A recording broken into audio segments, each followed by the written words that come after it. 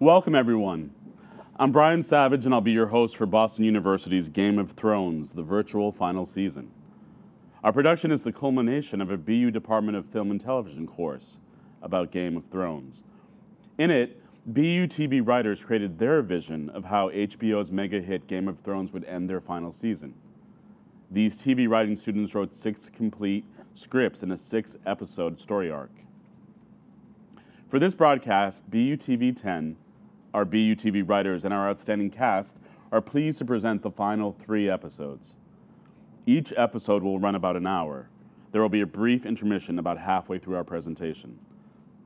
We'd like to thank HBO for their generous support, and you, of course, for coming.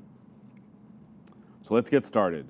Here is Game of Thrones, the virtual final season, episode 4, The Pack Survives.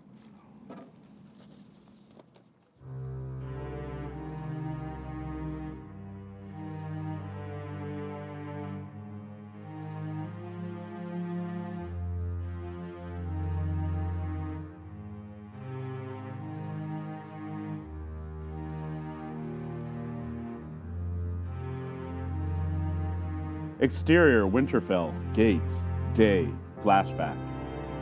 The sun rises over Winterfell. The Stark banner hangs proudly on the towering stone walls. A young Catelyn Stark, barely 18 years of age, stands at outer gates, waiting. The silence is broken by a faint but strong march. The sound grows louder until a silhouette breaks the horizon. Catelyn catches her breath. The figure makes it over the hill to reveal a young Eddard Stark riding his horse. The soldiers of Winterfell follow close behind, holding Stark banners high. Catelyn smiles. Her husband is home. Catelyn walks out to meet Ned as he dismounts from his horse. Welcome home, my love. They meet in a comforting embrace, new lovers reunited once more. He kisses the top of her head. It is good to be back. Gods, you must be tired from such a long journey. Come inside. We'll get you something to eat. Ned doesn't move. They remain in their embrace. Catelyn runs her fingers through his hair. Your hair is longer than the last time I saw you. I suppose that is not the only thing that's changed since the war. It certainly is not. He's beautiful, Ned. He truly is. Bright eyes, just like his father. She heads for the gate, but Ned does not follow. Catelyn, What is it? Don't you want to meet your son? there is nothing I want more in this world, and I'm hoping you feel the same. This confuses Catelyn. Ned signals to a knight. The knight brings a bundle in his arms. He hands it to Ned and steps back. Ned looks down at the baby. I don't understand. Ned, whose child is that? This is my son. I swore to his mother I would take care of him. His name is Jon Snow. Whack! Catelyn slaps Ned. There is nothing left to say. She walks through the gate alone. Ned watches his wife leave him. A soft sound grabs his attention. Baby Jon smiles. Interior, Winterfell, crypts, day, flashback. Torchlight cascades off the crypt walls in waves. Lyanna Stark's body is carried on a stone slab by 4 men. Lyanna is covered in cloth from head to toe. The men set the slab down. A long sword is delicately put between Lyanna's hands. The men lift the body once more and place her in an open tomb. Ned watches. One of the men starts to seal the tomb. Wait, The man stops. I wish to say goodbye. One by one, the men leave until it is just Ned and the body, finally alone. Ned unsheathes another sword, the Sword of Dawn. Blood remains caked on the blade. He removes the sword that rests in Lyanna's hands and replaces it with Dawn. Ned rests his hand on his sister's. I will keep my promise, dear sister. My dear Lyanna, you have my word. Aegon will be loved. Ned releases his hold on Lyanna's hand. Interior, Winterfell, Great Chamber, night, flashback. Catelyn lies in bed, her face red from crying. Ned's side of the bed is noticeably empty. A noise startles Catelyn. Nobody comes. Catelyn lies back down until another sound disturbs her, a baby's cry. Catelyn hesitates before getting out of bed, her face simmering with anger. Interior, Winterfell, nursery, night, flashback. Catelyn enters. 2 cribs stand side by side, a devastating reminder. The baby continues to cry. Catelyn goes to the crib. She looks down at baby Robb. Robb smiles up at his mother. Catelyn combs through his auburn hair. Another cry from Jon interrupts this moment. Catelyn turns to the other crib. Catelyn stares at the wailing baby with his jet-black locks as he continues to scream into the night. Baby Jon's face is red in anguish. He needs a mother's touch. Exterior, White Harbor. Hill. Day. Present. Jon Snow sits on his horse on a hill. His anguish echoes his past. The survivors of the Battle of Winterfell slowly trek toward their refuge. White Harbor stands in all its glory. Its harbor is full of ships creaking in the wind. The outer seawall defends the city with its many looming towers. The Knights of the Vale lead the refugee procession on their horses. Those on foot stagger from exhaustion. A wildling collapses in the snow. Lord Mason leads down. He grabs the wildling and tries to hoist him up. Rozo, a Dothraki soldier, rides up. He reins in his horse to avoid the falling wildling and Mason. The horse's hooves narrow miss Mason's head. Watch where you're going, you fucking swine! Nearly took my head off. The Dothraki responds uncannily in his native tongue as he guides his horse around them. Jon watches as the procession continues. Davos Seaworth guides his horse beside Jon. We need to set up camp. It'll be nightfall soon. Winter does not look kindly on the wounded. I'll see to it right away, Your Grace. Jon flinches at the title. Davos retreats to carry out his orders. Jon looks back to watch his people. He breathes in the cold air and exhales slowly, trying to catch his breath. Exterior, White Harbor. Camp. Day. Northern men set up tents. More wounded are carried on stretchers. Other survivors start a fire and crowd around. Maester Theomore feeds a wildling woman with a deep gash milk of the poppy. A pile of dead bodies lies near the water. Jorah Mormont lights it on fire with a torch. A group of freezing survivors swarm around the new heat source. Davos watches over the camp. Jon appears next to him. How many? Half, at least. But depleted numbers are the least of our worries right now. What is worse than losing thousands? Many of our leaders have fallen. The Unsullied are without a general. The Wildlings now look to the Northern Lords with the loss of Tormund. I saw him turn. With his own axe, the thing took his head clean off. And with a single touch, he rose again.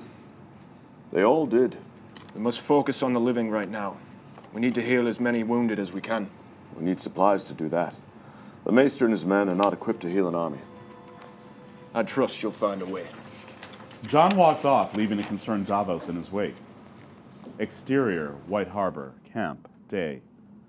Maester Theomore fixes a Dothraki boy's dislocated shoulder. The boy screams in pain. That's the worst of it, I promise. Theomore moves in on this next patient. Daenerys Targaryen makes the rounds. She stops before the Dothraki boy and reaches into a pouch. She retracts her arm in pain. Daenerys looks down at her arm, red and peeling from Viserion's burns. Daenerys carefully reaches into the pouch and takes out a vial of liquid. This will help with the pain. Daenerys feeds milk of the poppy to the boy. She moves to a knight. He shivers uncontrollably from third-degree burns. Daenerys sees the vial is empty. I'll be back with more. Daenerys walks to the maester's table. We are running low on supplies, my queen. Daenerys looks up to find Varys. Then we must send word to the people of White Harbor. Ask for more medicine and food. I believe Sir Davos has sent word. However, the destruction of Winterfell has left us with limited funds. We have dying soldiers and hungry children.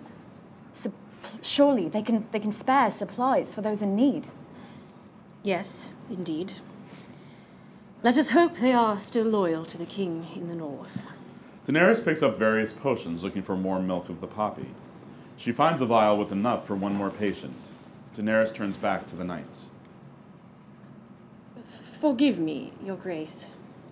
But if we are running out of medicine, perhaps we should conserve it for more indispensable patients.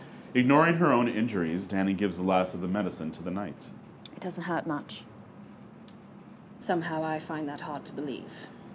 I will not put my own discomfort over the well-being of my people, Varys. Your concern for your people is honorable. One of the many reasons why you are a great queen. Daenerys leaves, but Varys cuts her off. But your own well-being is far more important. You're not safe here. There are dangers other than the dead. Daenerys stares in confusion. She hears another wounded man's cry. Nobody is safe here. Please, find Missandei. We need all the help we can muster. Daenerys guards her arm, which is clearly in pain. I will look for Missandei if you see a maester yourself. No, there is no need Then there is no need to look for your friend. Daenerys is frustrated, but she realizes she cannot win this fight. With a smile, Varys leaves his queen. Interior, White Harbor, medical tent, day. Arya Stark lies in bed, asleep. Her profile shows her left side unscathed. She wakes up panting. Her body quivers in pain. She cries out. Stay still. You'll only make it worse. Sansa Stark stands by Arya's bedside. Arya's whole body is revealed. Her right arm is wrapped in bandages.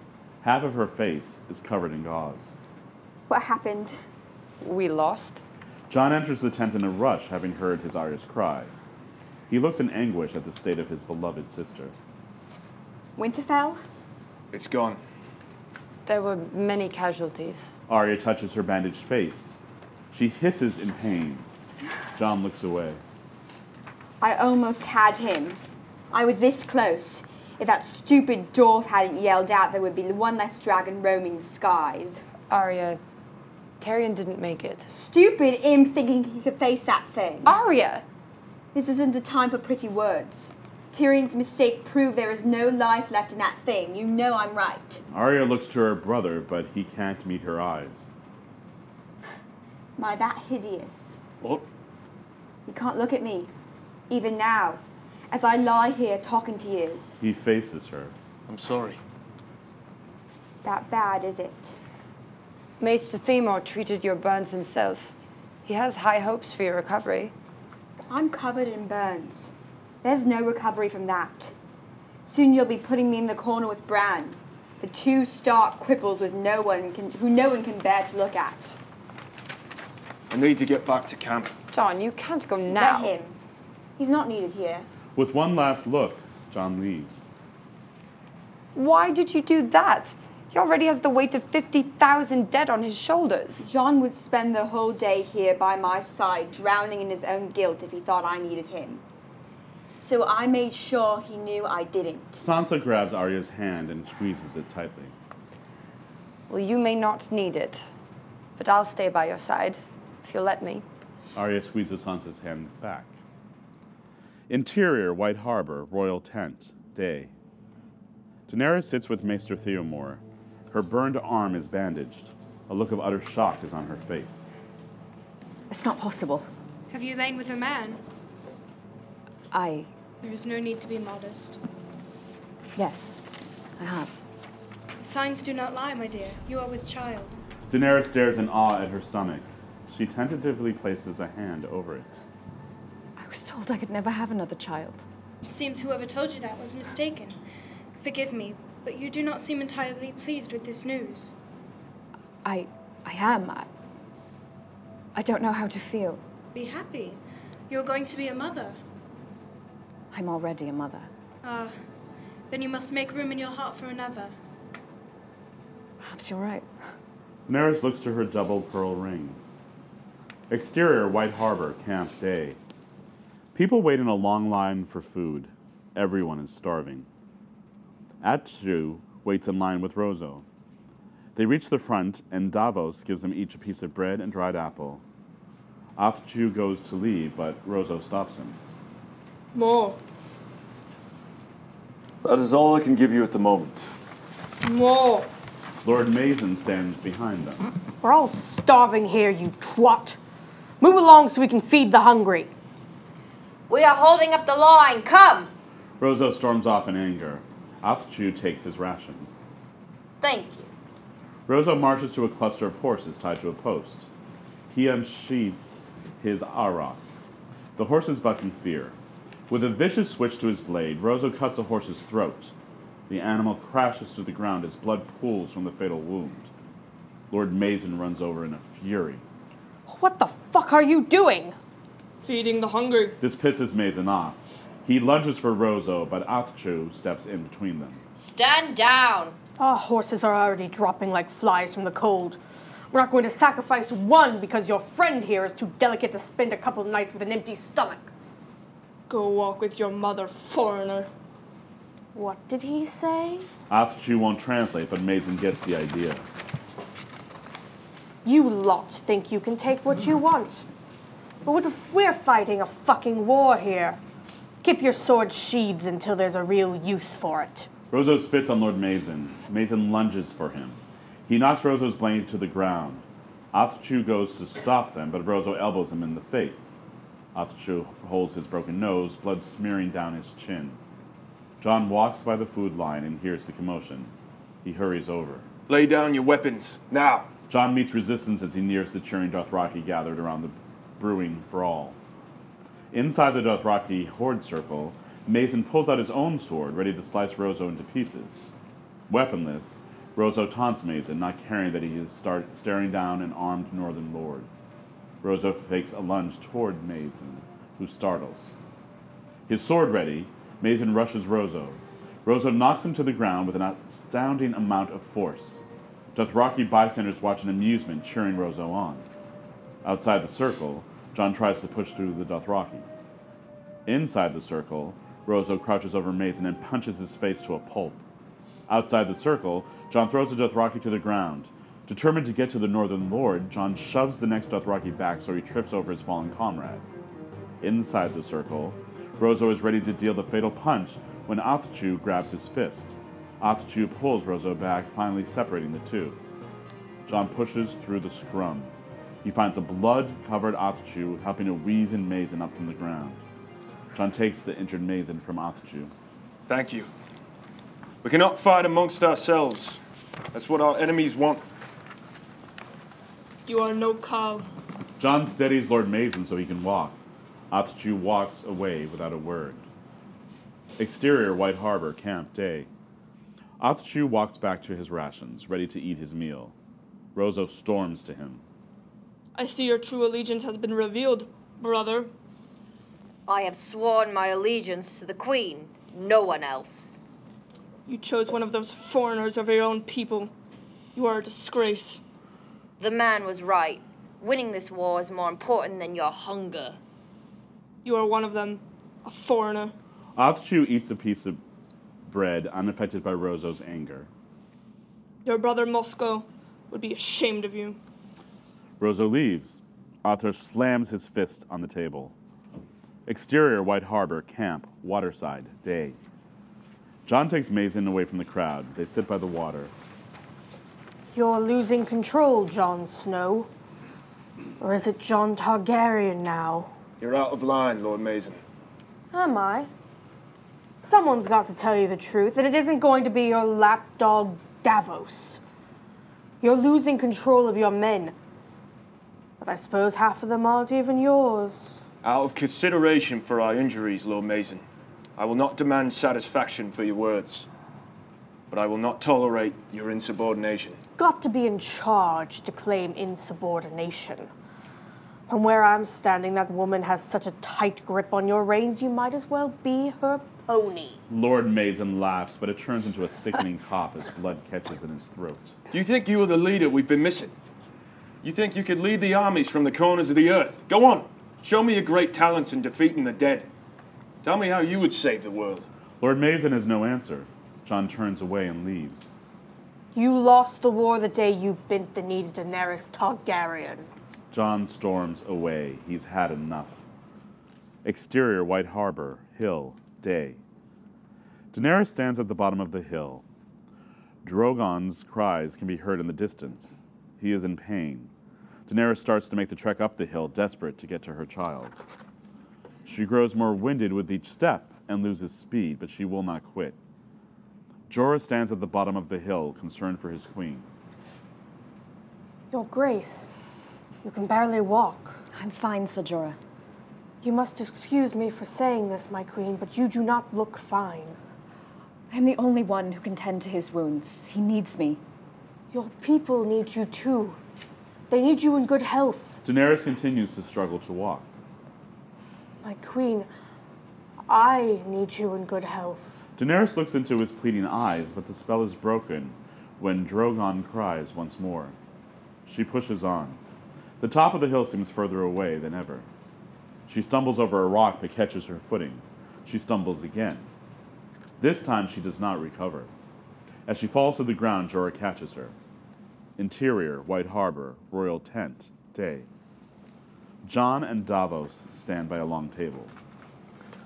I've spoken with some traders down by the docks. They have agreed to lend us supplies. It's not enough, but it is a start. We have bigger problems than supplies. I'm losing them. I'm losing my people. We lost a great deal at Winterfell. There's no denying it. But we live to fight another day. We can only fight another day if we stay united. And right now the Dothraki are making sure that doesn't happen. Perhaps Queen Daenerys will be of assistance. They may be valuable in a fight, but they'll never truly take orders. They're not reliable. Even Daenerys can acknowledge that. Jorah enters the tent carrying an unconscious Daenerys in his arms. Jon immediately goes to her. What happened? She's been growing weak all day. I called her before she could hurt herself, but I fear something worse may be wrong. Call Maester Theon, now. No, there's no need. Daenerys is awake and looking at Jon. Jon takes her from Jorah's arms. Are you sure? I'm fine. Please. Leave us. Davos nods and leaves the tent. Jorah hesitates but exits after him. Jon takes Daenerys to the crackling fire. He sits beside her, wrapping his arms around her. Daenerys leans into him. You going to tell me what's going on? I pushed myself too far is all. Then you should rest. I'd like to stay here if that's all right. Jon relaxes and holds her again. Can't do this without you. Seems I can't do this without you either. Daenerys faces him. She smiles. Jon smiles back, confused. What? You're going to be a father, Jon. Jon stares in speechless wonder at the woman. Daenerys gives him a tender kiss. As she kisses him, she takes his hand and places it on her stomach. When the kiss ends, Jon looks down. It's a boy. How do you know? I just know. Jon kisses her again with more passion. He picks her up and carries her to their bed. He unwraps the ties of her dress. He pulls it off to reveal her bare stomach. He leans down and kisses it. Daenerys pulls him back up and kisses him. He gently drapes her over the bed so she is under him and their mouths meet once more. Exterior, White Harbor, Royal Tent, day. Jorah stands outside of Jon and Daenerys' tent. He heard everything. He stands guard, masking his heartbreak with a stoic gaze. Interior, White Harbor, medical tent, night. Arya lies in the bed alone. She stares wide awake. Sandor Clegane enters. What are you doing here, Hound? Getting away from those Dothraki cunts. Bunch of horse fuckers waiting for a fight. It's a flimsy excuse, but she doesn't say anything. The Hound sits and stares at the crackling fire. We're even now. What's that, girl? You almost died. I almost died. We're both still here. Both a little charred. It'll never be the same, you know. The Hound is looking back at the flames now. It follows you everywhere. It's a part of life, but you'll always fear it. I'm not afraid. Oh, you aren't? Have you looked at yourself yet? Your new face? Heard you've got a bunch of faces hidden in your satchel. Could have always tried one of them. Yeah, that's what I thought. Don't go telling me lies when you both know you don't have the fucking balls to back them up. Get out. It's time to man up, girl. How's anyone else supposed to look at you if you can't even stomach it? Look me in the eyes and tell me when you look at yourself in the mirror, you can stomach it. I don't have time for fucking mirrors. He leaves, and despite her anger, Arya can't stand how quiet the tent is now that he's gone. Exterior, White Harbor, Wolf's Den, night. On the outskirts of White Harbor, Sansa pushes Brendan Stark in his wheelchair. She struggles to trek through the snow. They approach an abandoned castle. Its walls have crumbled from years of harsh weather. Snow blows into the open rooms. Unbeknownst to the Stark siblings, Rosa watches them from a distance. Interior White Harbor, Wolf's Den, night. Sansa and Bran enter the Wolf's Den. An enormous weirwood tree stands inside the center of the castle. Sansa pushes Bran's wheelchair in front of the tree. She is out of breath. You can leave now. Sansa is taken aback by her brother's rudeness. Bran seems to sense this. Arya needs you. And you don't, do you? No. Fine. I'll tell Brienne to fetch you. She turns to leave, then stops. You may think that you've become the three-eyed raven, but I know there's still a part of you in there. The boy who never listened to mother, and who could never learn to shoot a bow and arrow.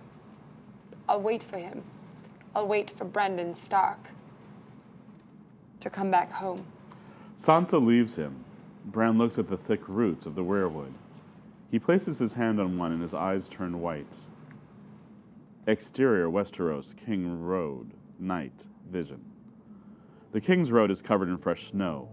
More flakes settle on Bran as he circles to find nothing but white. The sound of icicles breaking alerts Bran.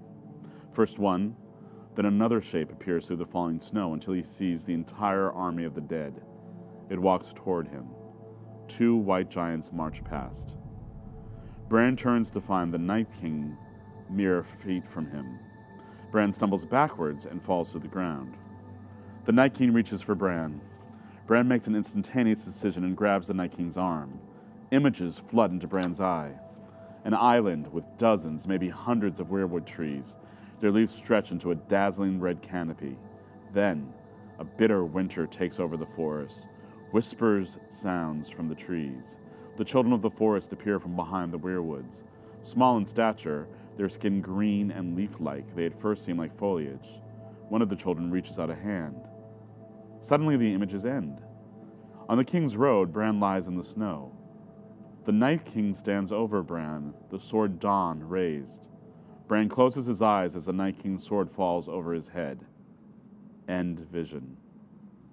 Interior White Harbor, Wolf's Den. Resume. Gasping for breath, Bran's eyes roll from white. He snaps out of his warg to find himself back in his wheelchair. Interior White Harbor, medical tent, night. Sansa enters the tent to find Jon and Daenerys waiting. Arya is sitting up, despite her pain. Where is Bran? The gods would. Brienne will bring him when he's through. What was so important? I need your help. You know our armies are hurting. We've lost good men to the army of the dead, and more banners are leaving our cause every day. Our strategy wasn't enough. We need a new one. We need to make a decision. Decision about what? Whether we choose to stay in this fight. You would give up? No. This is my fight, and this is where I stand. But it does not have to be your fight. You can't honestly think we'd leave you. I can't in good conscience put you in more danger unless you understand the risks. Arya gestures to her own bandages. Do you think we're unfamiliar to danger? Perhaps an unborn babe. Daenerys and Jon share a soft look. Sansa and Yara notice. Sansa is shocked. Arya's mouth twitches with a smile. You are to be a father. Aye. Well, the unborn babe may stay in White Harbor, but I'm going where you do. I want to go to King's Landing. The Night King will be there before long. If we sail soon, we might make it there first. We could secure the city and take the Red Keep. No. No? I'll follow you to the city if that is what you choose. But I'll not set foot in the Red Keep. And I pray you won't either. It's a gilded crypt, and Cersei would like nothing more than to claim you as a decoration for her wall. Perhaps it's time for someone to return the favor. You have dragon burns. Not on my sword hand. I can't go to King's Landing. Bran wheels himself inside. Do you wish to remain in White Harbor? No. There is somewhere else I must be. An island. What kind of island? The Isle of Faces. It's thick with weirwood trees. The Night King never meant for me to see the island. It's where I will be the strongest. Then I will go with you. That is not necessary. I'm your eldest sister. three-eyed raven or no, it's my duty to look after you. Bran hesitates, then nods. Arya casts a glance at the Valerian steel dagger mixed in with her possessions. I will go with Jon. Can you fight? Truly. Arya struggles to get out of her bed. She places her feet on the ground and pushes herself up with her good arm. Sansa goes to help her, but Arya holds out a hand to stop her. She stands up straight and stares at Jon, her chin raised proudly. A girl can fight. I will travel with you to King's Landing. But the baby? You'll need my dragons. Jon nods. Aye, I need your dragons, but I need you more. You must be careful. Our child will rule the 7 kingdoms from the Iron Throne. He will know that his father and mother fought side by side to protect his people. That is the birthright I will give him. I could have no greater mother. They share a smile. It is decided then. Arya, Daenerys, and I will go to King's Landing. Sansa and Bran will travel to the Isle of Faces. You will need a sworn shield, though. I don't want you unprotected. And who will protect you? My family. The meeting is plainly over, but no one moves. There's a moment of solemn silence as everyone thinks of the journey ahead. The pack is diverging. Interior, White Harbor. Jaime's tent. Night. Jaime Lannister sits alone. He looks like shit. Bloodshot eyes and a ratty beard. The journey from Winterfell to White Harbor has not been kind to the Kingslayer. Jaime gulps down a wineskin until it is empty. He throws it away in complete disgust. Brienne of Tarth walks in and catches it. Still can't aim with your left hand, Sir Jaime? He doesn't look at her. Brienne's mood sobers and she sits next to him. I'm sorry about Tyrion. I didn't know him, but of course Pod never shut up about the man. Always going on about the Lannister who saved his life. I never understood his loyalty. But a man as good as Pod would know who was worthy of his trust. Podrick was a sentimental fool. Tyrion was also the talk of the kingdom, and Westeros did not have kind things to say. I've heard the good and the bad, but in the end, it didn't really matter. In the end, he chose to fight for his kingdom. He died a good man. Get out. You're a good man too, Jaime. Jaime finally looks at her. She gives him a somber smile. Jaime goes in for a violent kiss, engulfing her face with his drunken mouth. Brienne is caught off guard. She tries to push him away. Jaime, stop! Jaime continues to kiss her. Brienne pushes against his chest to no avail. Jaime fumbles to undo his pants. This angers Brienne. She punches him in the balls. Jaime grunts, his breath escaping him in one guttural gasp. He falls to his knees. It's best you get your grieving out of the way quickly. We need Jaime Lannister in this fight, not whoever this pathetic cock is. Brienne exits, leaving Jaime lying on the floor. Interior, White Harbor, War Tent Day. The Starks and Targaryens have gathered their advisors and the remaining leaders of the armies and banners that have supported them. Noticeably absent is Jaime Lannister. Tensions are high. The Dothraki stand smugly, but Althshu is weary. The North looks at them with disgust. Thank you all for being here. We have suffered devastating losses. Important leaders have sacrificed their lives so we could survive and fight another day.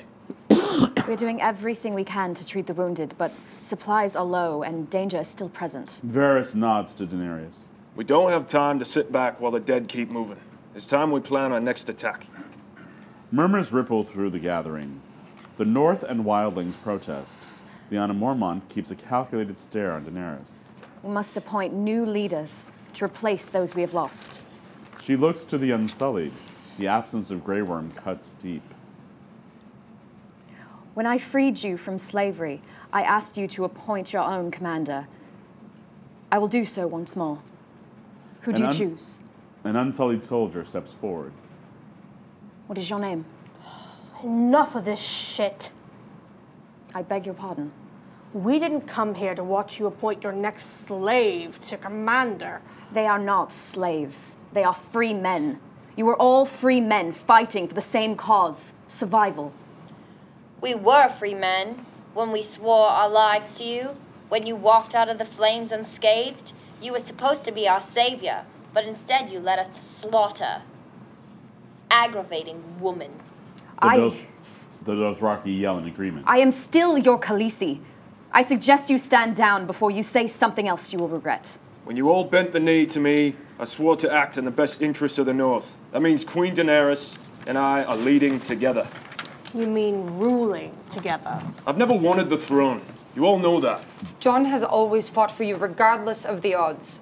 Do the same for him, or you may as well surrender your bodies to the Night King now. Where exactly are you asking us to go? The army of the dead marches for King's Landing. I've seen it. That shuts everyone up. Fear settles in the air. It would be easy to flee for Essos, or hide in the north, but it's foolish to think the Night King would stop at King's Landing. He'll come for us, no matter where we go. He'll come for us all. Jon and Daenerys scan the crowd to gauge their reaction. Aghh whispers to another Dothraki. Lord Mazin stands with the Northerners. There seems to be quiet acceptance. Jon takes a breath. Then, I'd rather die at home in the north, where the wind howls, than in the south with these Dothraki scum and their dragon whore. it takes all of Jon's strength not to hit the man. Lord Mazin storms out with the Northerners. Lyanna watches, an unreadable look on her face. She stands up and leaves. Jon is rattled.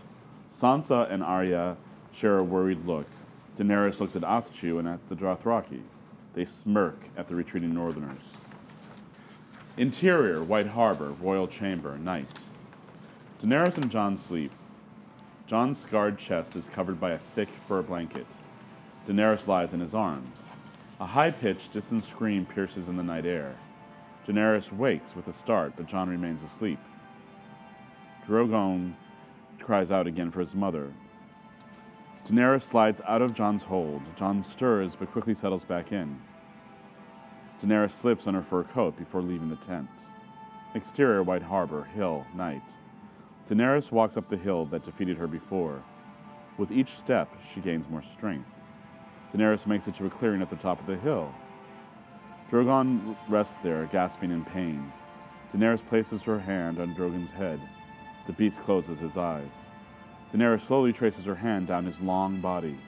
She reaches his wing, the skin singed off completely where a Valerian had burned him.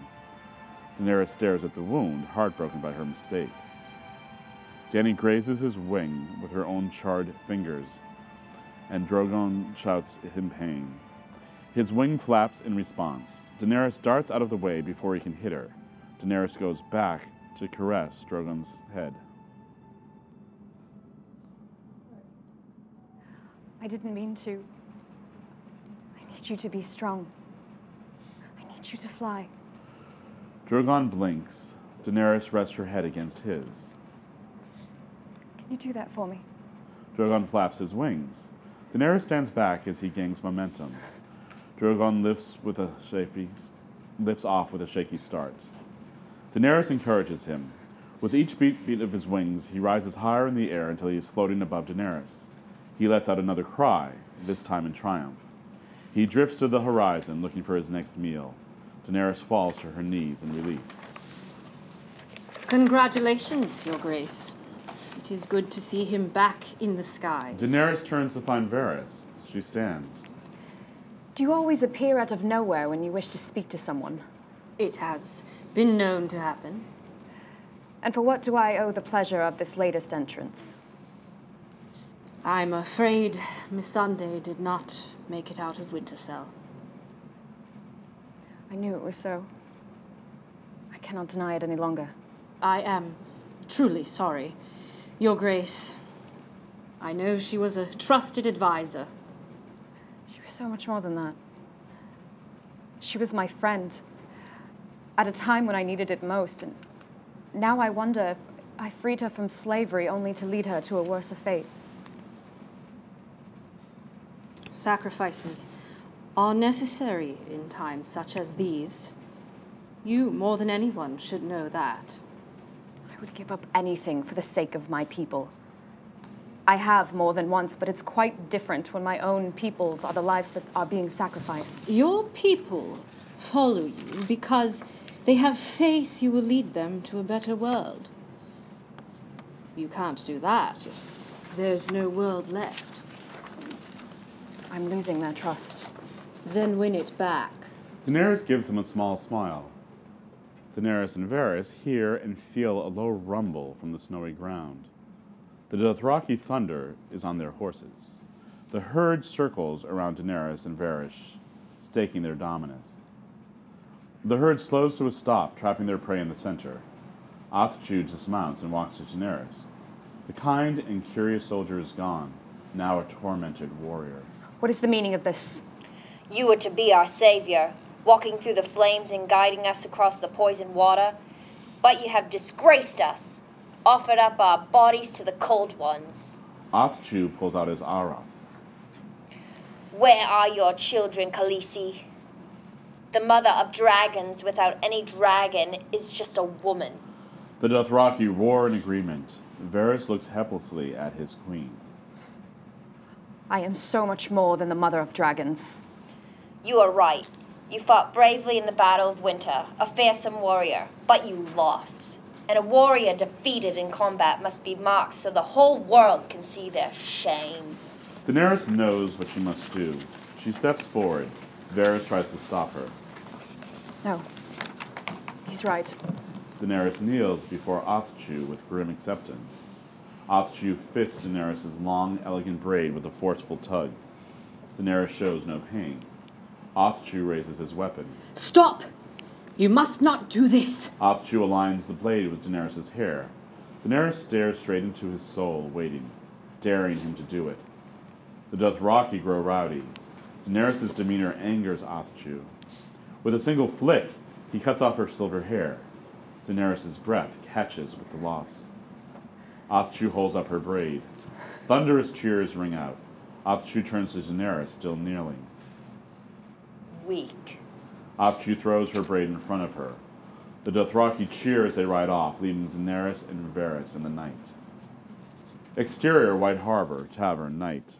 A small tavern occupy on the shoreline. The night is deserted and quiet.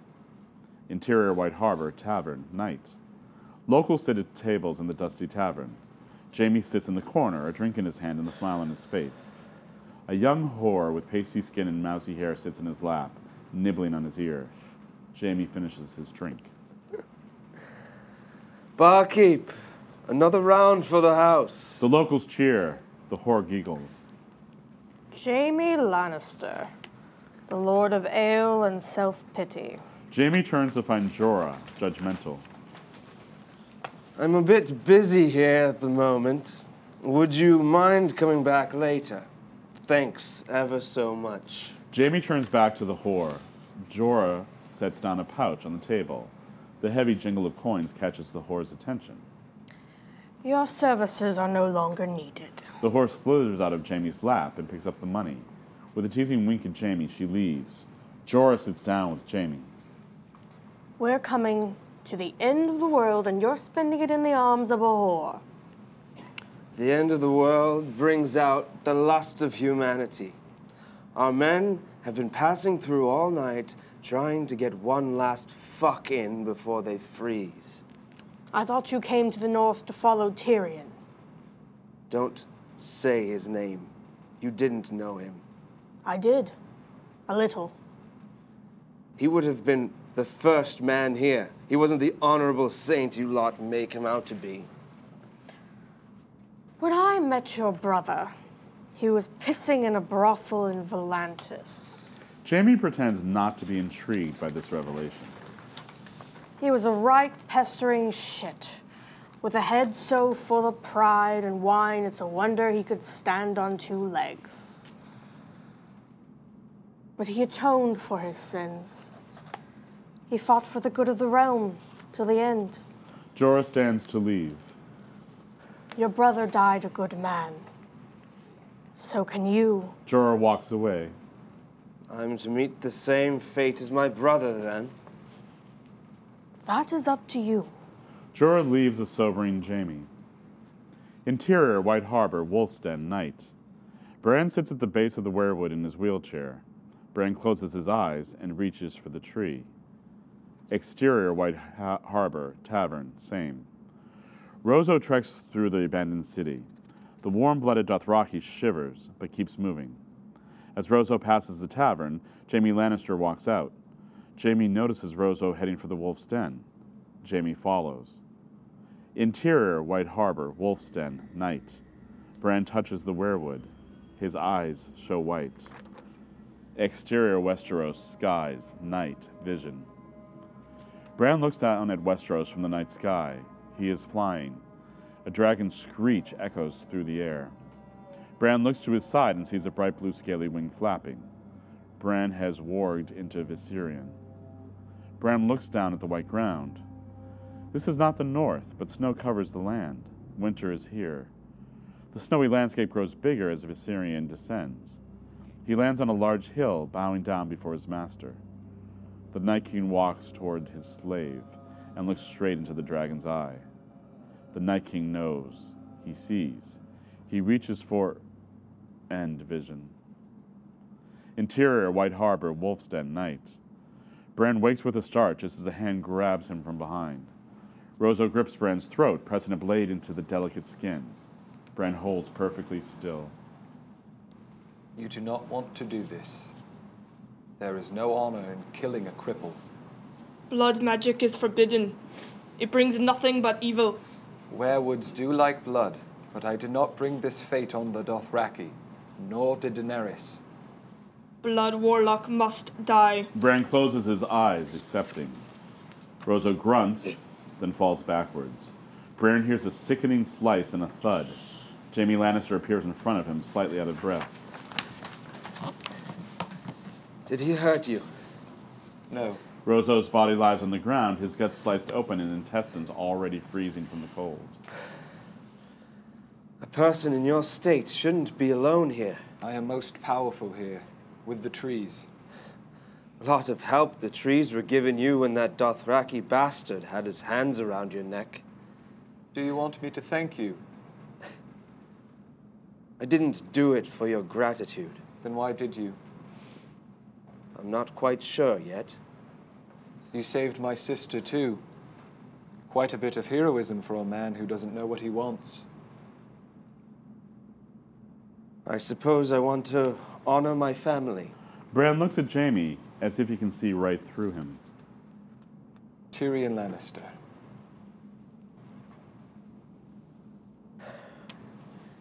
His death will not be for nothing. I'll make sure of it. Even if I end up a slave to the Night King himself. The things you do for love. Jaime freezes. Take me to Jon. I must tell him. Tell him what? We must leave for King's Landing. Now. Interior, White Harbor, war tent, night. Daenerys sits by the fire, her short hair wet from the snow. Jon kneels in front of her, pushing her hair out of her eyes. Daenerys does not respond. Jon stands and confronts Jorah, Davos, and Varys. Bring them here. They must answer for what they've done. They are long gone, I'm afraid. Chasing after them would do no good. I can't just let them get away with this. They defiled her. Should we call for Maester Theomore? No, I'm fine. I don't need to see a maester every time I encounter danger. If I need assistance, I'll tell you. How do you want to punish them? It will not work. I've lost their trust. We lose a large amount of our forces if the Dothraki do not fight. Are you certain we cannot win them back? No amount of force can compel the Dothraki to fight for Khaleesi they no longer respect. My queen, allow me to follow on my home. Give me one horse and a week's supply of food. I will kill Athro myself. You will do no such thing, Sir Jorah. I need you here. No hunting for Dothraki blood. We're losing more men by the day. The north is close. If we don't find a way to unite the people, there is no hope of winning this war. Exterior, White Harbor, war tent, day. Jon and Daenerys stand before their people. The Unsullied and Knights of the Vale on one side, Northerners and Wildlings on the other. I know you're all tired of me giving speeches. I am too. You're all scared. You've met death face to face and you barely made it out alive. Other men would have run the other way and not looked back. But if you want to be honorable men, men who will fight for the fate of the world, then the time for inner quarrels is over. Put aside your fears and sail with us to King's Landing. Silence fills the air as Jon waits for his men to respond. As the moments go by, Jon loses hope that his words reached anyone. Jaime steps forward as Brienne watches. Jaime unsheathes his sword and kneels. I swear, by the old gods and the new, I pledge my sword to serve you and your queen. I will follow you to King's Landing. Brienne comes forward. She unsheathes Oathkeeper and kneels next to Jaime. She looks to Jon and Sansa. I have sworn to protect the daughters of Catelyn Stark. I will follow where they lead. The Hound steps forward. I'm not swearing by any cunt gods, but I'll come too. The new Unsullied Commander and Lord Jon Royce step forward and kneel before Jon and Daenerys, who nod. Lord Mason steps forward. Jon awaits his response with dread.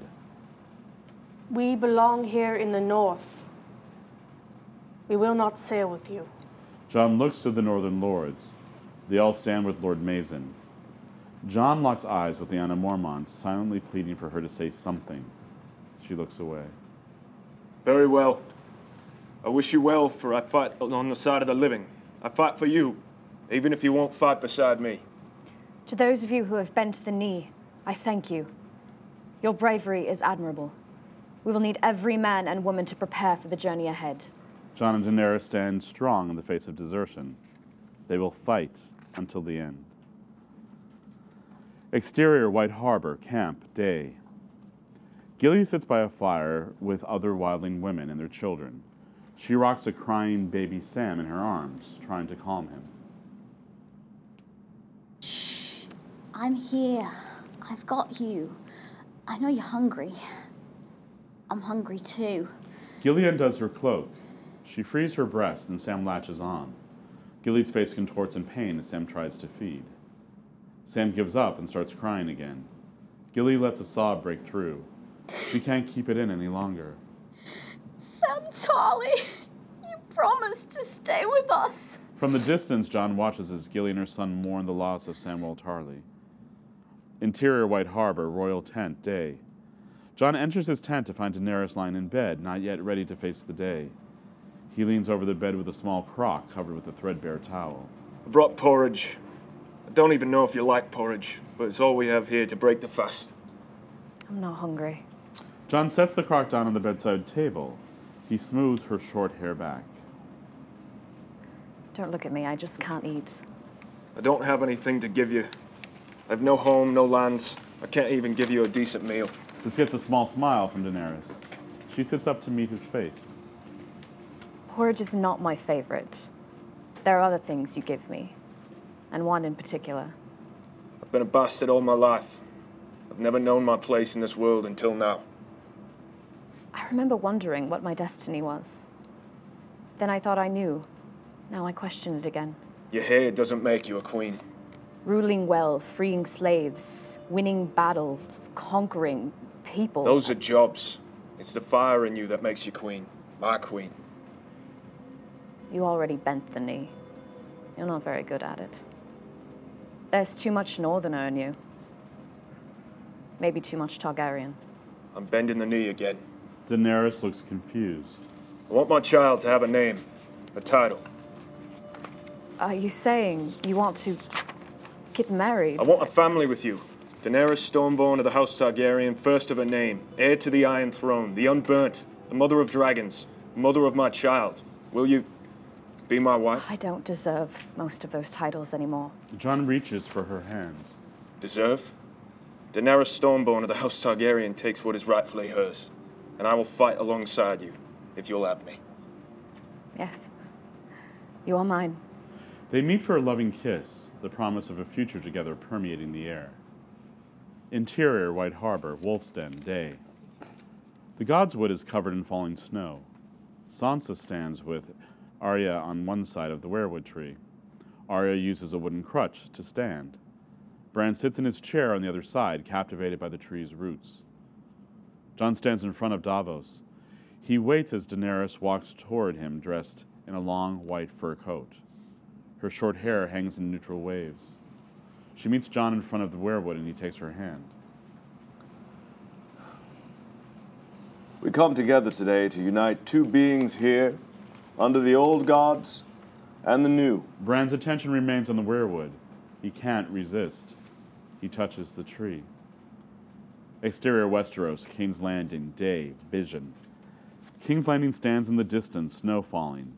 The army of the dead marches towards the city, their numbers greater than ever.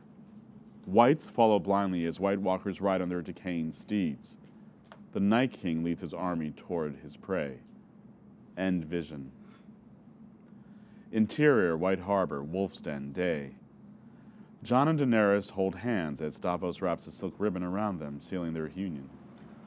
Let it be known that Daenerys of House Targaryen and Jon of House Stark and House Targaryen are one heart, one flesh, one soul. Davos finishes tying the ribbon and holds their united hands. Cursed be he who would seek to tear them asunder. Bran sits, his eyes rolled to their whites. Exterior Westeros, King's Landing, day, vision. Bran walks up to the Night King, unafraid. A disturbing eagerness quickens his steps. The Night King lunges for Bran, placing an icy hand on his forehead. Bran freezes. End vision. Interior, White Harbor, Wolf's Den, day. At the ceremony, Bran opens his eyes. Instead of milky white, his eyes have turned an azure blue. I am his, and he is mine. From this day until the end of my days. Jon and Daenerys look in each other's eyes for the first time as husband and wife. Jon leans in to kiss Daenerys, but stops. Icicles faintly ring in the air. Jon looks over Daenerys' shoulder and straight at Bran. Bran stares right back with those eerily familiar blue eyes. A disturbing smile spreads across Bran's face. In this moment, Jon knows who he is looking at, the Night King. The icicles ring louder as Jon remains longer in the Night King's thrall. Jon wants to kill the Night King and end this war, end the pain. Jon breaks eye contact and looks back at Daenerys. He chooses her in this moment. He chooses his family. Daenerys gives him a confused smile. Without looking back, Jon pulls her in for a passionate kiss to celebrate their union. The Night King's smile fades.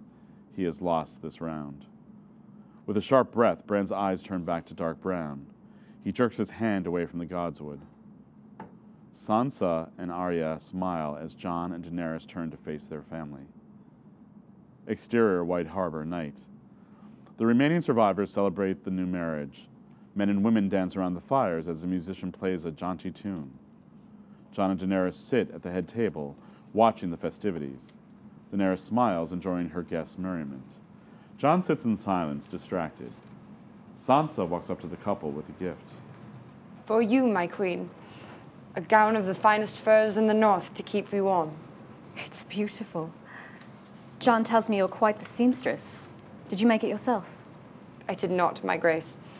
We had not the time nor the supplies, but I look forward to the chance to make you one soon. As do I. Thank you, Sansa. Sansa bows.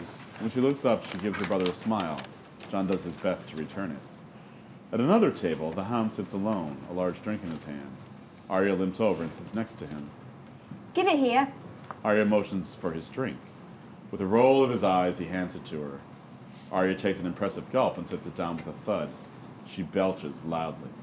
Very impressive, milady. At the head table, a sheepish Jorah walks up to Daenerys and Jon. He has an old book in his hand. During my time at the Citadel, I came across songs and histories of the House Targaryen. I hope you both find it useful.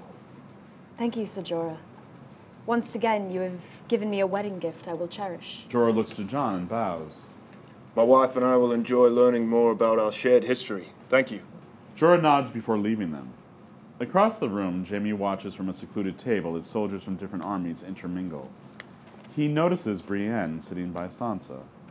Brienne senses Jaime watching her. She turns. Brienne breaks and raises her cup.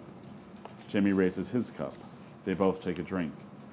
At the head table, Varys carries an ornate crate to Jon and Daenerys. For the king and queen of Westeros. He opens the crate to reveal a single dragon egg. Its scaly exterior deep red. Gasps can be heard from the crowd as Daenerys stares in wonder at her new gift. Where did you get this? The crypts of Winterfell, Your Grace. I heard legend of a prince who came to Winterfell on the dragon Vermax. This dragon laid his eggs, and the prince hid them in the crypts, though it was never known why. And you found them? Just the one. I was waiting for the right time to present it to you. Your wedding seemed most opportune. Thank you, Varys. Truly. Varys bows and backs away. Dragon eggs weren't the only thing hidden in the crypts. When I was facing the Night King, he pulled a sword out of my mother's tomb. The hilt of the blade had a yellow marking on it, almost like a sun. You know it. The last sword of the morning knighted me with it. Sir Arthur Dane. I'd never forget it. You saw the sword of the dawn. Aye, my father, Ned Stark, spoke of Sir Dane. He died at the Tower of Joy. What else do you know about this sword done? When he placed it on my shoulder, the blade singed my cloak. The blade is hot. Varys is intrigued by this revelation. It was said to have been forged from a fallen star. Lightbringer. That was the name of Stannis Baratheon's sword. A false name, and a false king. The Red Woman saw Lightbringer in the flames. She had Stannis plunge his sword into the burning relics of the Seven. And did it burn? Theatrics, if you ask me. When darkness first lay over the world, a hero, Azor Ahai, worked for hundreds of days and nights, forging his blade. To temper it, he plunged it into his wife's living heart. All her love, her passion, her soul went into the steel. The blade caught fire and Lightbringer was born. Jon takes Daenerys' hand in his. The sword, it was forged to defeat the darkness? The others. And the Night King has it. The party grow quiet, the joy of the night gone and replaced with silent terror. Interior, White Harbor, royal tent, night. Daenerys and Jon have retreated from their waning festivities. Daenerys leads him to their marriage bed. She slips her dress open and places Jon's hand on her breast. She kisses him. I should have stopped him. I knew that sword was very important. Jon, please. He has what might be the only weapon that can defeat him. I may as well have handed it to him myself. Daenerys moves Jon's hand so it covers her stomach. Jon, just for one night, can we forget? Can this night just be for us? Jon pulls her to him and they kiss. Daenerys helps him undress. They move to the bed without breaking their kiss, both of them naked now. Jon takes a breath. My queen. They make love for the first time as man and wife, all thoughts of danger gone. Interior, White Harbor, war tent, day. Jon and Daenerys have gathered their trusted advisors. Brendan Stark has the floor. The Night King marches on King's Landing. He just struck Winterfell. Would it not take him longer to reach the south? The dead never rest. It marches onward. So must we. The army of the dead has left the south untouched. They have ceased to kill. Then the Night King is headed to King's Landing for a reason. What could he possibly want there more than anywhere else? King's Landing is the most populated city in the Seven Kingdoms. He could want more soldiers. Varys steps forward from the shadows.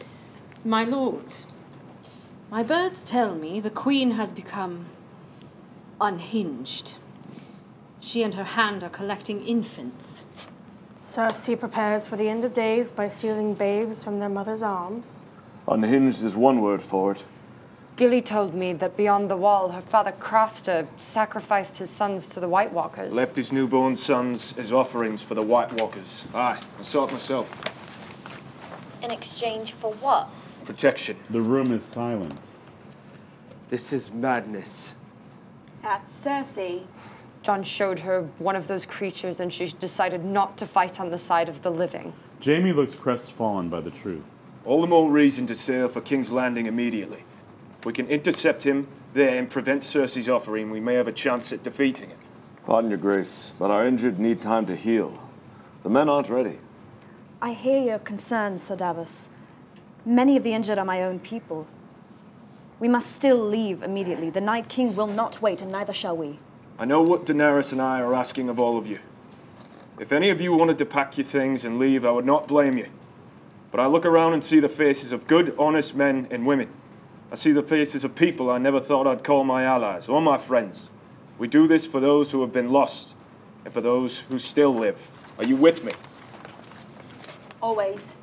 Always. For those who have been lost. I will follow my queen till the end of my days. Lady Stark, I am at your command. I've been away from King's Landing for far too long. The homecoming is in order. The war for the Dawn begins. We sail at sunrise. The War Council disbands. Exterior White Harbor day. With their distinctive black and red sails, the Targaryen ships look formidable as they wait for the Unsullied and others to transport supplies and wounded in smaller boats. Exterior Valerian deck day. Daenerys and Jon stand at the bow of the largest ship, Valerian. This is not how I imagined taking King's Landing. We haven't taken it yet. I seem to remember you rallying our allies. I've learned to take my battles one at a time. Daenerys takes Jon's hand and looks out to the sea again. Exterior boat, sailing, day. An Unsullied steadies a wooden boat as the last of the remaining survivors load onto the ship. Davos and Jorah assist them. That should be the last one. All passengers are on board. Not all of them. Jorah looks up towards Davos' line of vision. Exterior Valerian deck day. Jon remains at the bow. At the bow. Survivors flock to the side of the ship, looking back at the shore. Jon walks over to see on the dock Northerners and Wildlings wait for transport. Lyanna Mormont locks eyes with Jon, a smile on her face. Send more boats to shore. Daenerys joins Jon. They came for you. They came for us to defeat the army of the dead. They came for you, the king in the north. Daenerys kisses his cheek, but there is sadness to her touch. Jon accepts her kindness, knowing it's cutting her inside. Exterior Valerian sailing day. Valerian set sail for King's Landing. Interior Valerian below deck day. Sansa tries to sew, but the strong waves make it impossible. She puts her embroidery aside. Arya strengthens her injured hand by doing impressive exercises with her cat's paw dagger. I know what you're thinking. Do you? Cersei. Jaime thinks he can reason with her, but even Tyrion did not succeed in persuading her to choose the right course. And he brought a couple armies, dragons, and a white. Even Tywin Lannister's advice would fall on deaf ears in Cersei's court. Jon may not be ready to seal Cersei's fate, but sometimes fate needs a hand. I'm at your service, Lady Stark. As if you needed my permission. You've wanted to kill Cersei for so long. We all have. I had the chance. I didn't take it. You're saying you don't want to kill her? I want to serve my family. I want to serve the realm. Stopping Cersei does that. The Hound opens the door and startles Sansa. What are you birds chirping about? You have a bad habit of entering chambers without warning. Giving someone a warning was never my way. I like keeping my head on my shoulders. The Hound sits down and puts his feet on Arya's bed. She knocks his feet off. So how are you going to do it? And before you go denying it, I know you want to kill that evil cunt, Cersei. You told me as much. And you said her name before you went to sleep every fucking night. Arya and Sansa share a look. Why do you think I need your help? Going up against the queen bitch means going up against my thrice damned brother. And he'd squash your charred little bones like a bug. You think you can best him? I think I'll remove his head from his shoulders and squeeze it until his brains ooze out onto the floor. Please spare me the details. Arya nods. She turns to Sandor. It's time Cersei met the many-faced god. I don't know what the fuck that means, but they'll meet our swords soon enough. Rest up. You'll need your strength. Sandor leaves Sansa to her futile needlework and Arya to her knife exercises.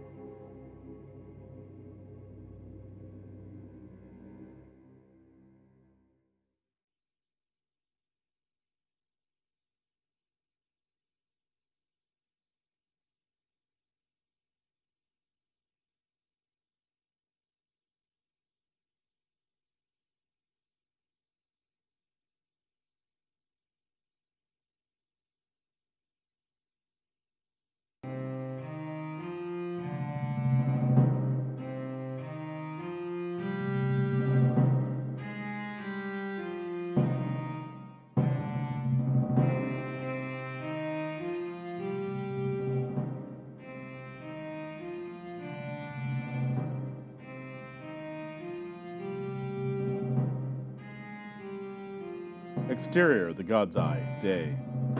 Brienne of Tarth follows Bran and Sansa Stark in a small boat. The vessel floats in a vast lake surrounded by snow-covered trees. In the distance, an island grows larger with each stroke of the oars. It's quiet, peaceful. I wonder if Jon has reached King's Landing. They are close, as are we. They don't know we are here. How could they? We're leagues apart. Not Jon, the children of the forest. I thought no one had set foot on the Isles of Faces for thousands of years. The children have been here all along. Are they dangerous?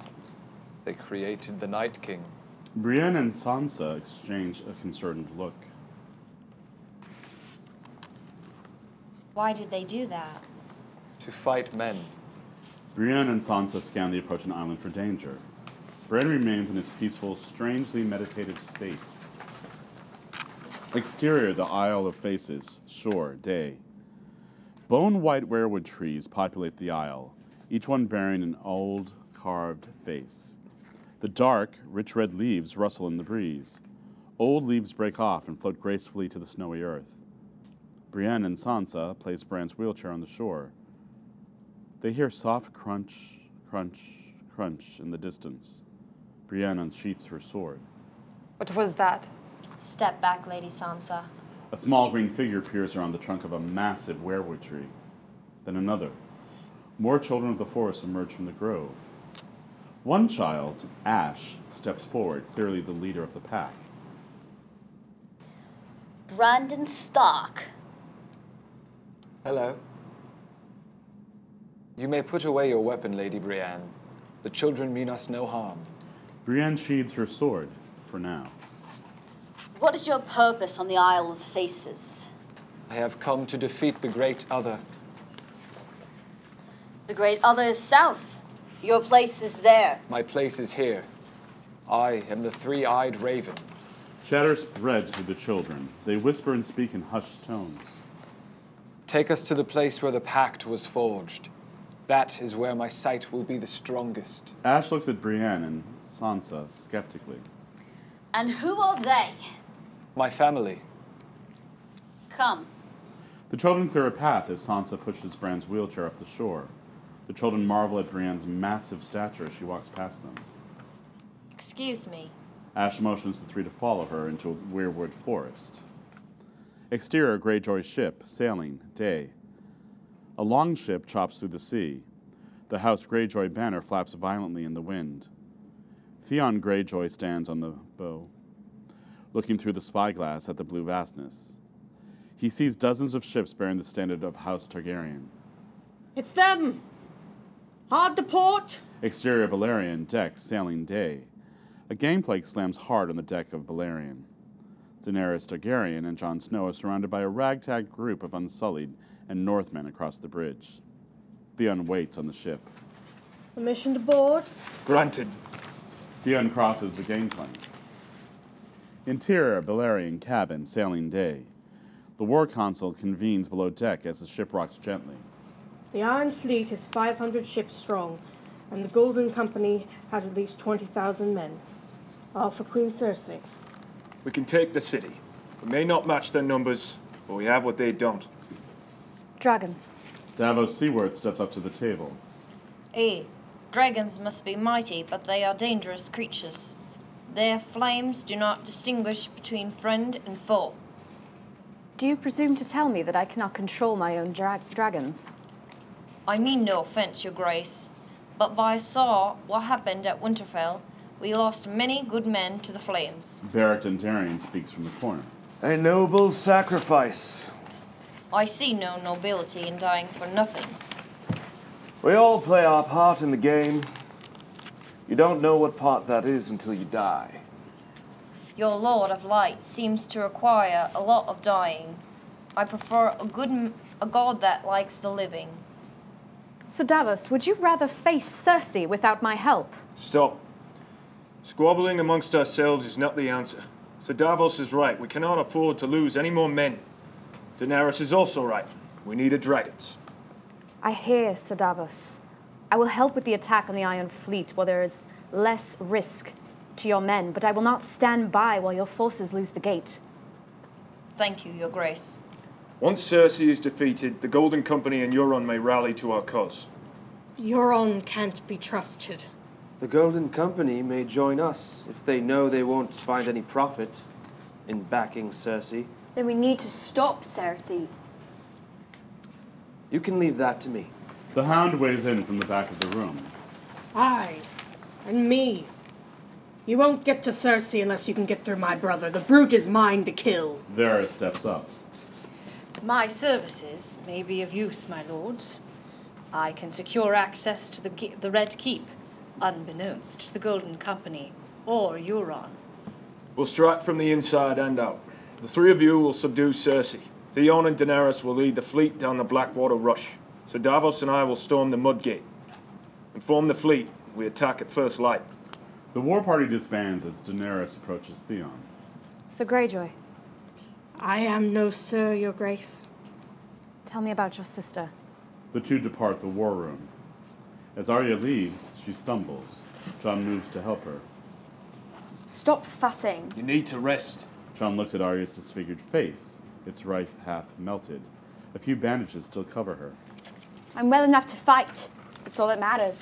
Someone who enters a fight well enough may leave on a pyre. She gestures to her face. I gotta start on a pyre. Don't jape. I can't bear it. I should have been there. You were where you were supposed to be. No, I mean, I went to the wall and left you. I left Bran, Sansa, Robb, Rickon. As much as it pains me, and it does, that Targaryen has a point. We all have our part to play in this game. Father couldn't protect us. Nobody could protect us. And maybe protection wasn't what we needed. Maybe we had to go through everything to prepare us for this battle, this moment. When did you get so wise? Look at me. I wasn't wise enough to know not to take on an undead dragon with a spear. Jon hugs Arya fiercely. Can't lose you again. You'll never lose me. Arya breaks the hug, a tinge of regret. You know I have to go. You need to heal. Sansa's gone with Bran. You and Daenerys are taking on the Golden Company and Iron Fleet. You think I'm just going to sit and sew while everyone else fights? Jon takes a close look at Arya. This isn't the same girl he left at Winterfell all those years ago. Promise me you'll be careful. As careful as I need to be. Promise me. Arya half smiles. Don't worry. There's only one thing we can say to the God of the Dead. What's that? Not today. Arya walks out, leaving Jon alone at the war table. Exterior Valerian deck, sailing day. Daenerys gazes at the lights of King's Landing in the distance. Jon joins her. Tomorrow evening, everything will be different. Cersei will be dealt with. The citizens of King's Landing will be free from her tyranny. That's a beautiful thought. You don't think we'll win? We still have to fight this fight, and Cersei won't surrender easily. Dragons can be quite persuasive. Then we have the Night King and his army of the dead. We will have added the Golden Company and the Greyjoy forces to our ranks. No wonder people follow you. You make it sound like everything is possible. And you make everything sound difficult. I don't have dragons. Of course you do. You have me. Daenerys kisses Jon. I don't want to lose you. Either of you. Daenerys places Jon's hand on her womb. The gentle waves rock the boat. You won't. I'm yours. And you are mine. Jon pulls Daenerys closer to him. They look towards the lights, King's Landings together. Interior, the silence, big, day. Urine Greyjoy steps into the dark and dank dungeons of the silence. He walks past dozens of empty cells, stopping at the last one. Inside the cell is Yara Greyjoy, beaten and exhausted. Her arms are tied above her head. Urine unlocks the cell and goes. Interior, the silence, cell, day. Urine holds a torch close to Yara's bloodied face. She slowly opens her blackened eyes. Miss me? I'm wet thinking of the things I would do to you. I do love our one-on-one time. But someone wants to intrude. Little Theon. Leave him alone. What? no witty comeback? Have I broken that icy Ironborn reserve? Or have I finally plucked the nerve that makes you tingle? You want to see him? Yara's eyes roam around the cell frantically. Interior, the silence, deck, sailing day. Euron stands, eager for battle. In the distance, Theon's fleet sails toward them. Come, little Theon. Come to Uncle Euron. I have a present for you. Euron leads over the bow.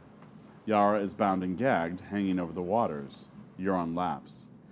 Interior, Greyjoy ship, deck, sailing, day.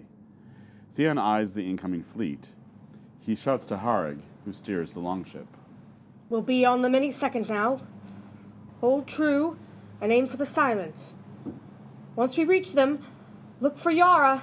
Theon is interrupted by a deafening screech from Drogon. The great black beast flies right past them. A moment later, Rhaegal drives past the fleet. Daenerys maneuvers the massive dragon. Theon's men cheer. Exterior, the silence, deck, day. Euron watches the incoming dragons.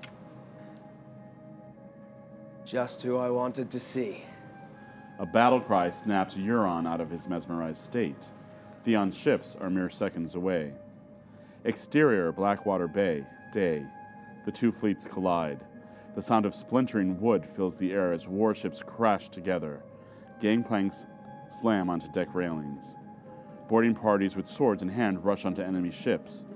Ironborn fights Ironborn. The Unsullied join the fray. Euron's fleet tries to board the Unsullied ships. The Unsullied release a volley of arrows, piercing the Ironborn's weak armor. Dozens of men collapse in an instant and fall into Blackwater Bay. Exterior, Blackwater Bay, sky, day. Daenerys watches the chaos beneath her as she soars on back. She shouts to Drogon and Rhaegal. Dracarys. The dragons light the Greyjoy ships ablaze. Men burst into flames and throw themselves into the water. Sails burn wildly and disintegrate in the wind. The dragon fire consumes the ships, sinking them instantly. Daenerys hears men screaming in high Valerian. She looks down. A group of Unsullied have been caught in Rhaegal's flames. She does not have time to grieve. Daenerys flies Drogon higher into the air. Exterior, King's Landing, Mudgate, day. Harry Strickland and the Golden Company watch in awe as the Dragon Queen touches Euron's ships. Strickland faces his men. They said old Tywin Lannister shat gold. Not only does Queen Cersei shit gold, she spews it from her cunt. The men erupt in laughter. Those wicked beasts will be no match for our scorpions. If we defend King's Landing, we'll be rich beyond our wildest dreams. We were told to expect a ground force, but all I see out there is a few measly ships. Harry is cut off by the war cry of thousands of men charging directly at them. A host of Unsullied, Night's Watch, Wildlings, Knight of the Vale, and Northern men rush the beach. Strickland's bravado fades fast. Ready? Hold formation! The sellswords shout and ready their defensive position. Exterior, King's Landing, beach, day. Jon leads the vanguard alongside Davos, Jorah, and Beric as thousands of men charge along the beach. The two armies collide in an explosion of metal and death. Interior, Red Keep, throne room, day. Cersei Lannister sits poised on the Iron Throne. The mountain looms beside her. Lords and ladies fill the royal court. They are restless. I assure you, no harm will come to us. There are dragons outside the city walls. Other lords murmur agreements. I am aware. And what is your plan, Your Grace? We have the protection of the City Watch, the Golden Company, and Euron Greyjoy. The Targaryen girl burned our soldiers alive for not bending the knee. Perhaps we should negotiate. What did you say? Perhaps we should negotiate. That's what I thought you said. Sir Gregor, show this lord how we negotiate. Two Queensguard grab the hapless man. The mountain approaches the frightened lord. No, Your Grace, please! Cersei squeezes the edge of the Iron Throne. Blood oozes from her fingers as the sharp blades cut into her flesh. The mountain unsheathes his massive great sword. In one smooth movement, he brings it down, splitting the lord head to groin. The lord is split from head to groin. He falls to the floor in two halves. The lords and ladies of the court blanch, but they hold their tongues. Out! All of you. The throne room empties quickly. Where is the hand? Qyburn enters and bows. Your Grace, I was just informed that fighting has begun outside the city walls at the Mudgate. Any word from the Night King? My informants tell me he and his army should be here soon. Good. I waited to meet this creature for quite some time. Evacuate the Red Keep. Everyone must leave save me, you, and the Queen's Guard. At once, Your Grace. Qyburn bows again and leaves the room. Cersei sits on the Iron Throne, alone. Exterior, the silence, deck, sailing, day. Euron slashes an Unsullied soldier with his battle axe. Blood spurts from the Unsullied's neck, painting Euron's face red. 3 Northmen land on the deck. They encircle Euron, who lets out a bloodthirsty shout. Euron slams his axe into one skull, then he swings it to meet the blade of another. He kicks the man in the groin. An instant later, Euron cuts the man across the face, killing him instantly. The 3rd Northman turns to run. He crumples, a throwing axe lodged in his back. Euron pulls his axe from the fallen man, then walks towards the bow and Yara. He still struggles to free herself.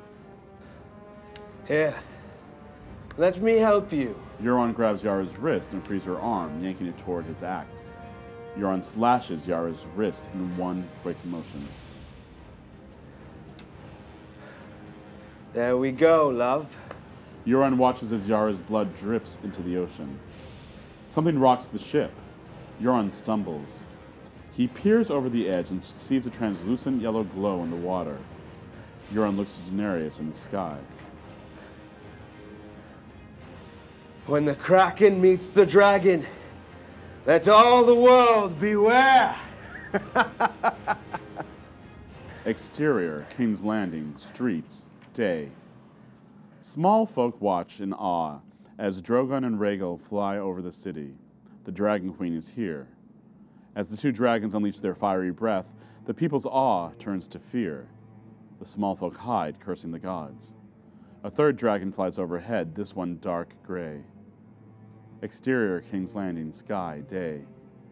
A bright blue eye watches the battle below. The Night King flies on Valerian. He watches Daenerys blast the Greyjoy ships. He sees Jon's flight into the Golden Company. Valerian screeches.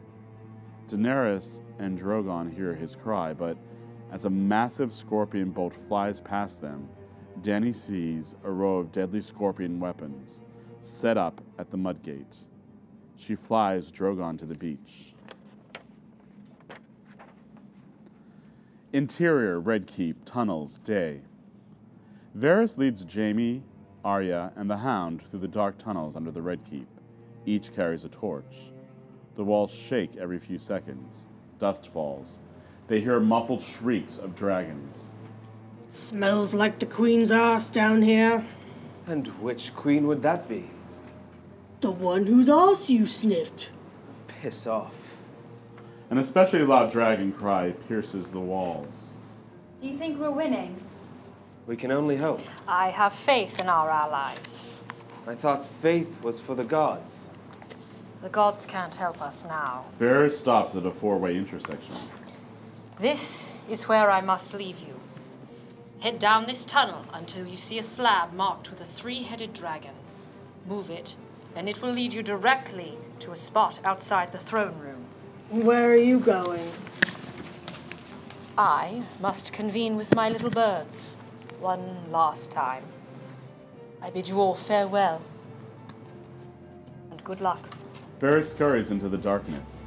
Jaime, Ara, and the Hound head in the other direction. Exterior, King's Landing, Mudgate, day. Jon's forces clash violently with Cersei's. Beach sand flies as men on both sides are cut down. The Golden Company are equally matched with the Unsullied. Jon fights alongside Jorah, Davos, and Beric. Together they defeat man after man as they push up the beach. Jon impales a sellsword with Longclaw. He rips his sword from the corpse to parry another soldier's swing. The soldier kicks Jon's feet from under him. The soldier lifts his sword to smash through Jon's breastplate. Just then, the soldier is stabbed through the neck. by Davos. Davos pulls Jon to his feet. Up, your grace. Can't have you dying just yet. If the Lord of Light wills it, today shall not be our last. Beric ignites his now flaming sword. Men cower at the sight of the burning steel. With every swing, Beric scorches and slices the attackers. Jorah moves gracefully through the battlefield. Block, parry, kill. He ducks, rolls, and slashes, evading every danger. Jorah is no stranger to war. At the Mudgate, Harry Strickland watches the battle unfold. Open the gates! Show them what happens when the east meets the west! The Mudgate swings open. 3 enormous elephants clad in golden armor charge onto the battlefield. An elephant rider directs his beast into battle. The elephants trample men by the dozens. Heads explode like melons as elephant feet stomp men from both sides. At the beach, Jon watches as the 3 enormous creatures plow through countless men. An elephant barrels towards Jon and Davos. Look out! Jon grabs Davos as he dives out of the way. How do we kill them?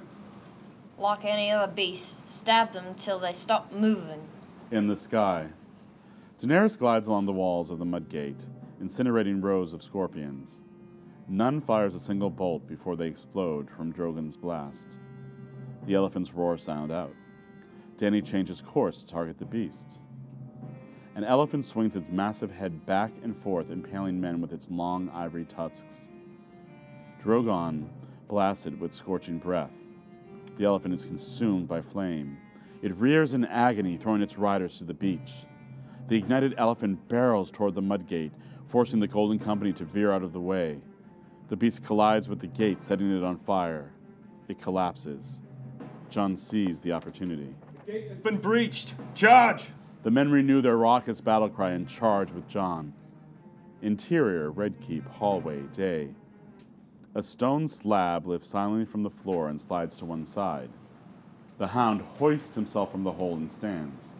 He helps Jaime and Arya out of the hole. Follow me. The 3 walk down an ornate corridor. Where is everyone? Halfway to hell, most like. Anyone with witch would have left this bloody place long ago. Quiet. We're not alone. The 3 press against the wall as 2 Queen's Guards walk down an adjacent hallway. Jaime signals. The 3 approach the guards from behind. The Hound nods to Arya. The 2 spring into action. Arya leaps on a knight's back. She lifts the knight's helm and slits his throat. The Hound grabs the other knight by the helmet and smashes him against a wall. The Hound plunges his sword into the guard's belly. The 2 men collapse, dead in seconds. Oh, that went rather smoothly. Smoothly for you.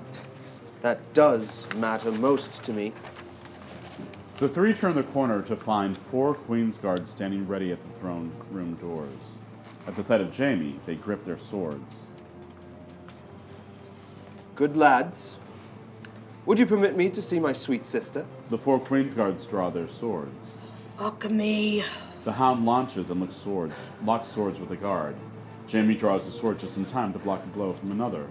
Arya draws a needle and parries a quick strike from a 3rd knight. Arya dances around the Queen's Guard knight. She spins around his sword before stabbing him between chest plates with her dagger. Amidst the commotion, the throne room doors open. A hulking giant steps through. It's the Mountain. Oh, fuck me. The Mountain unleashes a massive 2-handed great sword and a destructive strike at the Hound. With his unnatural strength, the Mountain strikes down a Queen's Guard who blunders into his swing. The Hound blocks a blow from a remaining Queen's Guard. Jaime! Arya bends backward as a sword swings over her head. As her blade meets her attackers, Arya yells to Jaime. Go! Face her! We'll take care of these glorified cunts. Jaime slays his assistant and enters his throne room. Exterior, King's Landing, Mudgate, day. Still rings at sword meets sword. Jon's forces slowly advance. 3 sellswords surround Jon, but their dirty tactics are no match for Jon's high-born training. Jon uses the soldier's strength against him and flips his sword out of his hand. He goes in for the kill. Jon blocks a sellsword. Another sellsword charges. Jon spins quickly and slices the man's neck. Thousands of men now surround the Golden Company. Daenerys lands Drogon on the city walls. Rhaegal lands nearby. Smoke fumes rise from the dragon's nostrils. Aim every scorpion we have at those bloody dragons! What scorpions, my lord? Smoke issues from the blackened scorpion, structures and bolts. Strickland's men look to him in despair. We are the Golden Company. Our word is good as gold. The Golden Company rallies. Drogon and Rhaegal position themselves to blast the remaining soldiers. Jon shouts to Daenerys. Stop! No more men need to die today. The Golden Company does not yield. We fight to the bitter end. Fighting for Queen Cersei is a lost cause. You have no hope of winning the battle. The Golden Company has never broken a contract. Our word is good as gold. I would hope no honor means something to northern scum. He's not northern scum. You're speaking to royalty. Tell him the truth. I am Aegon Targaryen, the rightful heir to the Iron Throne. Harry considers this. The sellswords look confused. Aye, and I'm Queen Cersei. The men laugh nervously, eyeing the dragons. He tells you true. This is Aegon of House Targaryen. This has the soldiers' attention. You have been exiled from Westeros to Essos, have you not? Join us, and you can come home for good. The Golden Company is listening now. Strickland hesitates. If you want to come home to Westeros, join us, and you may. Strickland nods. Sellswords cheer. Dany and Jon share a look until Daenerys hears a cry in the distance. It's Viserion. Daenerys strides to Drogon, lifts off, and flies towards the cry as the army heads inside the Mudgate. Exterior, King's Landing, sky, day. Daenerys glides through the air on Drogon. She sees movement in the distance, a shape amassing on the horizon, the army of the dead. Thousands of skeletal creatures walk, led by White Walkers on undead horseback. Interior, Red Keep, throne room, day. Jaime enters the throne room, closing the large double doors behind him. Silence. Cersei sits on the Iron Throne. She regards Jaime as he approaches. Jaime stops at the base of the throne. You abandoned me. You threatened my life. At our hour of greatest need, you abandoned me, abandoned our family. Cersei holds a hand to her womb. Are the rumors true? Do you mean to make a pact with the Night King? Yes. Then you truly are lost. I am doing what's best for us. There is no us. We're all that's left.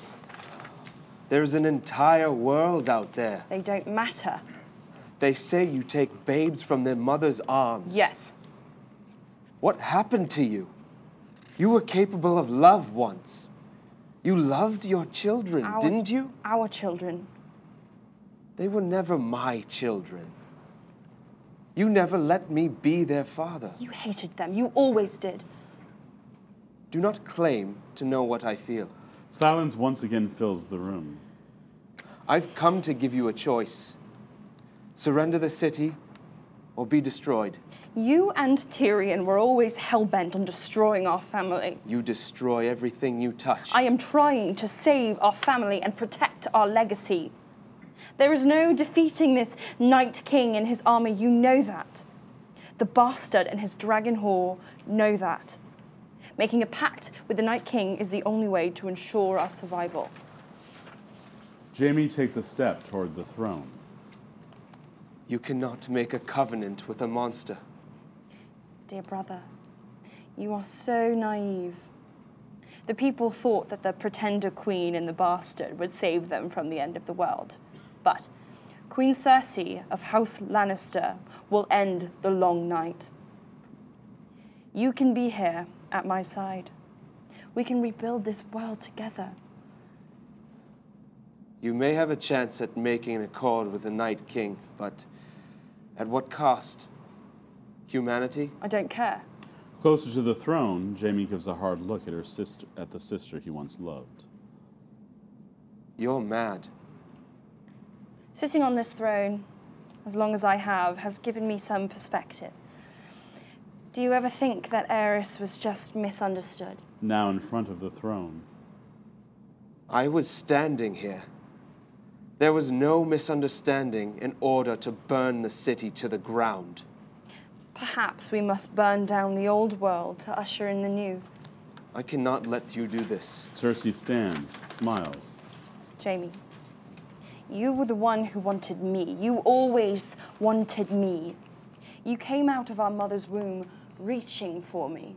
She places her lips on his, kissing deeply and passionately. Jaime is taken aback, but he doesn't stop her. He pulls her close and kisses back. Cersei reaches up to her bosom to her pendant necklace. She rips it off. In her hand is a small, sharp blade. Cersei plunges it into Jaime's gut and rips. Jaime gasps. He looks at his sister in horror. Cersei's smile never wavers. Shock turns to anger. Jaime pushes Cersei against the throne, impaling her on its blades. Sir Gregor! Jaime grabs Cersei by the throat and squeezes. Cersei pulls the knife from Jaime's gut. She stabs him in the back over and over again. Eventually, her strokes grow less frequent and less forceful. Tears stream down Jaime's face as Cersei breathes her last. She falls, limp. All strength leaves Jaime's body. He too collapses on the throne next to his lover. Blood drips from the 1,000 edges of the 1,000 swords that shape the Iron Throne. The two leave the world as they entered it, together. Interior, Red Keep, antechamber, day. The mountain throws the hound against a wall. Chunks of marble crumble. The mountain lifts his sword, striking a stone pillar behind him. The support collapses, bringing down a hunk of the ceiling. Rubble rains on the hound as he parries the mountain's blows. The two remaining Queen's Guards bracket Arya. Arya stabs one directly in the eye with needle and skewers the other in the heart with the cat's paw dagger. Both men topple. The mountain knocks the hound's blade out of his hand and slashes him across the chest. The hound falls, blood spraying from the wound. The mountain towers over the hound. As he goes for his killing blow, Arya blocks his strike with needle. The mountain dwarfs Arya. Arya assumes the water dancer position. As the mountain charges, Arya dives through his legs. She slices one of his hamstrings. The mountain goes to his knee. As he tries to stand, Arya slices his Achilles tendon. Unable to stand, the mountain has been cut down to size. Arya paces around him. Arya Stark of Winterfell. You probably don't recognize me.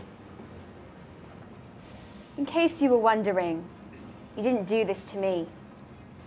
I don't even know if you knew my name. I might have been Ari, or Weasel, when you were at Harrenhal. The mountain looks at her as if he might recognize her. It doesn't matter. You don't matter. The mountain swings his sword, but Arya disarms him. The mountain crawls away from Arya, leaving a swath of thick, greenish, black blood behind him. What matters is, you are on my list, and I don't have to kill you. The mountain pauses. Now that I'm Arya Stark of Winterfell, I don't have to kill you. But I'm going to put you down because you are a mad dog. Weaponless, the mountain struggles to get away. Arya draws her cat's paw dagger. She goes to stab him under his breastplate. As she does, the mountain yanks her arm. Arya slips on the mountain's blood.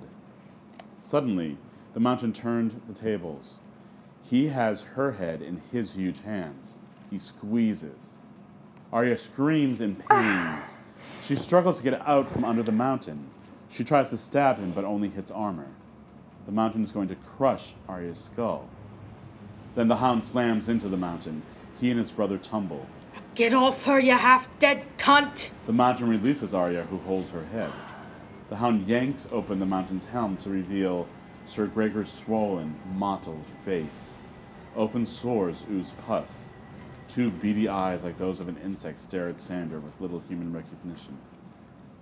What did they do to you? The mountain grasps Sandor around his throat. The hound fumbles for his dagger, but it isn't there. He fumbles his wineskin instead. He uncorks it and douses his brother's face. The torch girl! Arya clambers to a wall to grab a torch. She hands the torch to the mountain. The wine ignites in a whoosh. The mountain releases the hound as he tries to slap out the flames with his enormous hands. The blaze burns blue-orange as Sir Gregor cooks inside his own armor. The mountain screams. The hound and Arya watch as the mountain flails. Finally, he stops, his face charred down to the bone. It's done. It's done. Arya and the hound stand in the litter of bodies. Exterior, King's Landing, sky, day. Viserion blast open the King's Gate with a massive blue fireball. Wooden rubble rain down. Thousands of undead wights flood into the city, sprinting through the streets and climbing over buildings. On Dragon, Daenerys watches in horror. Dracarys. An icy lance flies past Daenerys' head. On the ground, a White Walker reaches for a second spear. Daenerys commands Drogon to retreat as the army of the dead consumes the city. Exterior, King's Landing, streets, day. Whites kill everyone. Small folk, Lannister soldiers, and the city watch. Suddenly the chaos stops. The Whites stand still. A White Walker moves through the carnage. The icy creatures slowly lift his arms. Simultaneously, the recently deceased rise. They stand expressionless, devoid of life.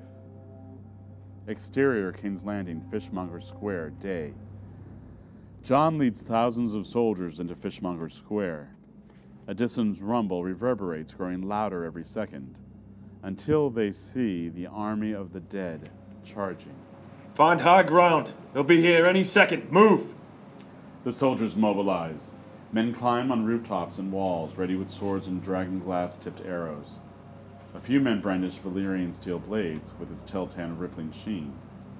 Unsullied, Northmen, Night's Watch, Wildlings, Knights of the Vale, and the Golden Company stand together to face the coming darkness. Jon stands at the center of the square with Davos, Jorah, and Beric. Defend here! We'll be surrounded. We have no choice. Hold the line. The Whites stop charging inches away from the defending men. What are they doing?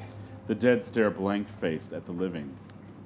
Viserion hovers. The Night King sits atop him, the sword drawn from the Winterfell crypts in hand. The Night King and Jon lock eyes. Without breaking his gaze, he points his sword toward Jon. The army of the dead charges and collides with the living. The war for the dawn is here.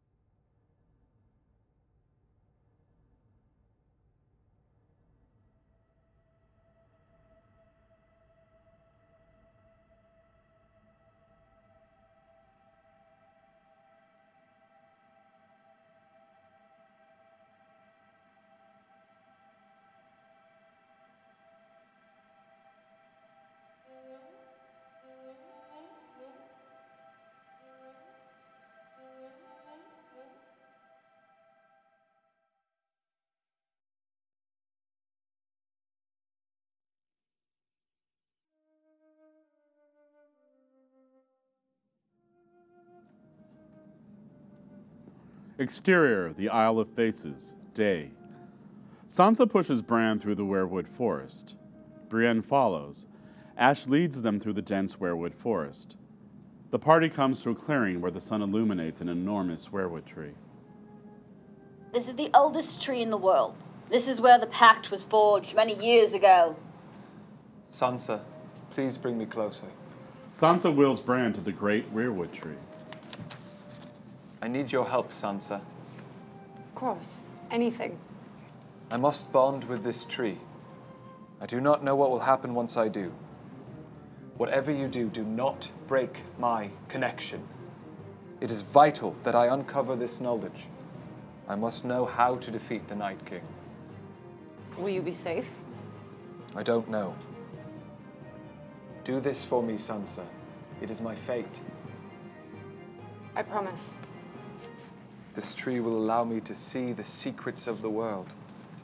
The secrets that have been forgotten to time. Bran places his hand on the large face of the weirwood tree. As soon as his fingers graze the rough bark, Bran gets access to all of the history in a single instant.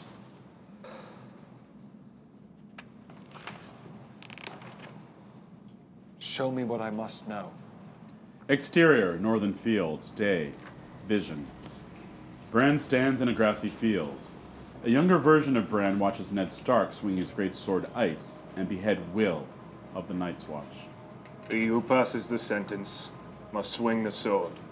He swore an oath. Father always believed in the importance of keeping one's word. He believed in duty, honor. Interior, Tower of Joy, bedchamber, day, vision. Bran now stands in the Tower of Joy. A young Ned kneels over the bloodied bed of Lyanna Stark. Promise me, Ned. Promise me. Father made the ultimate promise, one he would take to his grave. Ned is handed baby Jon Snow. Exterior, forest, night, vision.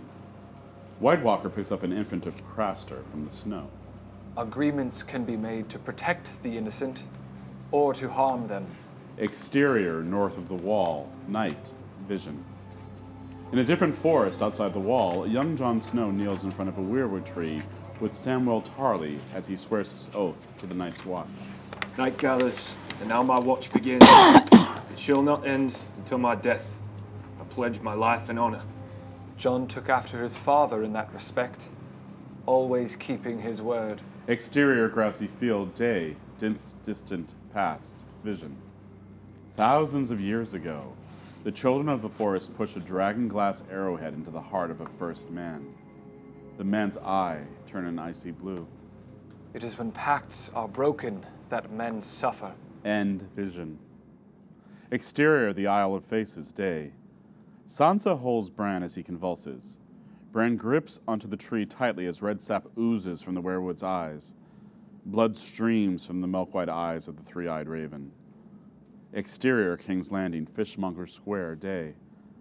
The living clash with the dead. Hordes of whites race up the streets to battle Jon's forces. The Unsullied use dragonglass long spears to destroy the whites.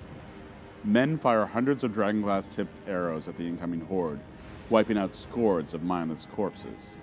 Stymied, the White Walkers lock eyes with each other, then with the Night King in the sky. The dead cease their frontal barrage and climb the surrounding walls like spiders. They leap over the blockade and attack the soldiers. Jon sees that the blockade has been breached. The line's fallen. There are too many. We need higher ground. There! Beric points at the Red Keep. Fall back! Soldiers continue dying in the hundreds. Exterior, King's Landing, sky, day. As Viserion prepares to unleash blue hell in another gate, Drogon collides with his undead brother. Mid-air, Drogon's claws scratch at Viserion's wings. Viserion snaps at Drogon's neck. Viserion flies higher and breathes blue flame towards Drogon, but the black beast swoops low to avoid the column of blue fire. Daenerys circles Drogon back to meet the Night King on Viserion. The two dragons unleash fire and fury on the other.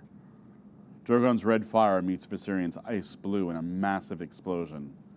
Two unstoppable forces collide in a beautifully destructive moment. Exterior, the silence, sailing, day. Urine watches as 8 massive tentacles crack through the ice and rise from the depths of Blackwater Bay. They slither like snakes from the water and surround the enemy ships. You're more beautiful than I could have possibly imagined. Now destroy them. Kill them all! The slimy and puckered tentacles split ships in half with a smash. Men are crushed and drowned as ship after ship is crushed by the mighty Kraken. Euron watches in ecstasy until the 2 dragons cause a massive, fiery explosion. Euron strides to the bow, where a barely lucid Yara hangs. Are you familiar with High Valerian, my sweet? Foul language. But it is imbued with certain properties. Combine it with a little blood and you've got something terribly wicked. Euron slashes Yara's wrist. Instead of letting her blood fall into the waters below, he sucks her blood from the wound, drinking deeply. He staggers back. He shouts to the heavens in a foreign tongue. Great winds above, bend to my will. The sky above King's Landing darkens as the storm materializes. Lightning crackles and thunder booms. The winds gain in velocity as rain lashes on the war-torn city. Exterior, King's Landing, Fishmonger Square, day. Jon Snow looks to the sky where storm clouds form. Rain peppers his face. Jon looks at his forces. Men die left and right, impaled and ripped apart by the undead monsters. Their dragonglass weapons fall and shatter. Valerian steel blades are forgotten as men's bodies are ripped apart. These men believed in Jon. He failed them. Then, a volley of flaming arrows rained down, igniting hundreds of wights. A fresh complement of allied soldiers charge. They wear red ornate armor over orange robes. Some carry bows and flaming arrows, others flaming swords. The soldiers have flames tattooed across their cheek. They are the Fiery Hand, soldiers of the Lord of Light. Melisandre leads the army. She wields a fiery spear. The cold is here, and the night that never ends. But our hearts are fire, and the Lord shines upon us. For the night is dark and full of terrors. Melisandre slashes wights with inhuman speed. Wights explode at the priestess's touch. For the night is dark and full of terrors. Advance, push them back. The men drive back the army of the dead. A White Walker arrives on undead horseback. He charges through the defensive line of the living. A soldier of the Fiery Hand shoots the undead horse in the side, igniting its body. The horse throws the White Walker. The walker lets out a deafening, icy screech. Jon charges. The walker brings up his icy spear to meet Jon's blade. The 2 lock swords. The walker releases the hold and lunges at Jon. Jon sidesteps. The blade stabs the air. Jon slashes the White Walker with Longclaw. The walker shatters. Thousands of surrounding wights freeze mid-fight. The living watch as the wights collapse. Is that it? Is that the last of them? No, that was only the beginning. Lead us, Jon Snow. Show the darkness the power of the light. Burn the dead. Don't allow them to be turned. Follow me. Beric, Melisandre, and the Fiery Hand spread their flames to the dead. Jon leads his men to the Red Keep. Exterior, King's Landing. Sky, day. The blood magic storm grows in power. Drogon and Viserion battle. The intense winds toss the 2 dragons off course. Drogon and Viserion spin wildly before they're blown together. Drogon and Viserion collide. The Night King reaches for Daenerys. Daenerys hangs on tightly while avoiding the Night King's grasp. The winds change and blow the dragons apart. The 2 dragon riders regain control of their mounts. Dany sees Jon's forces heading to the Red Keep. She flies in his direction. Exterior, King's Landing, Fishmonger Square, day. The Night King hovers Viserion above Fishmonger Square. He sees the great fire consuming the bodies below. Viserion unleashes his blue flame upon the orange ones on the ground. He covers the square with his blue breath, subduing the fires below. The bodies no longer burn. The Night King lands and dismounts the beast. He looks over the broken remains of the White Walker Jon killed and the thousands of corpses that litter the ground. 3 White Walkers approach on horseback and look to the Night King. Exterior, the Isle of Faces, day. Sansa holds onto Bran as he navigates his vision. Exterior, snowy battlefield, night, vision. The first long night that occurred thousands of years ago. Bran watches. Men and the children of the forest fight against the army of the dead. Countless soldiers die on both sides. The world is shrouded in darkness. Winter falls all over the earth. The Night King raises his fallen foes.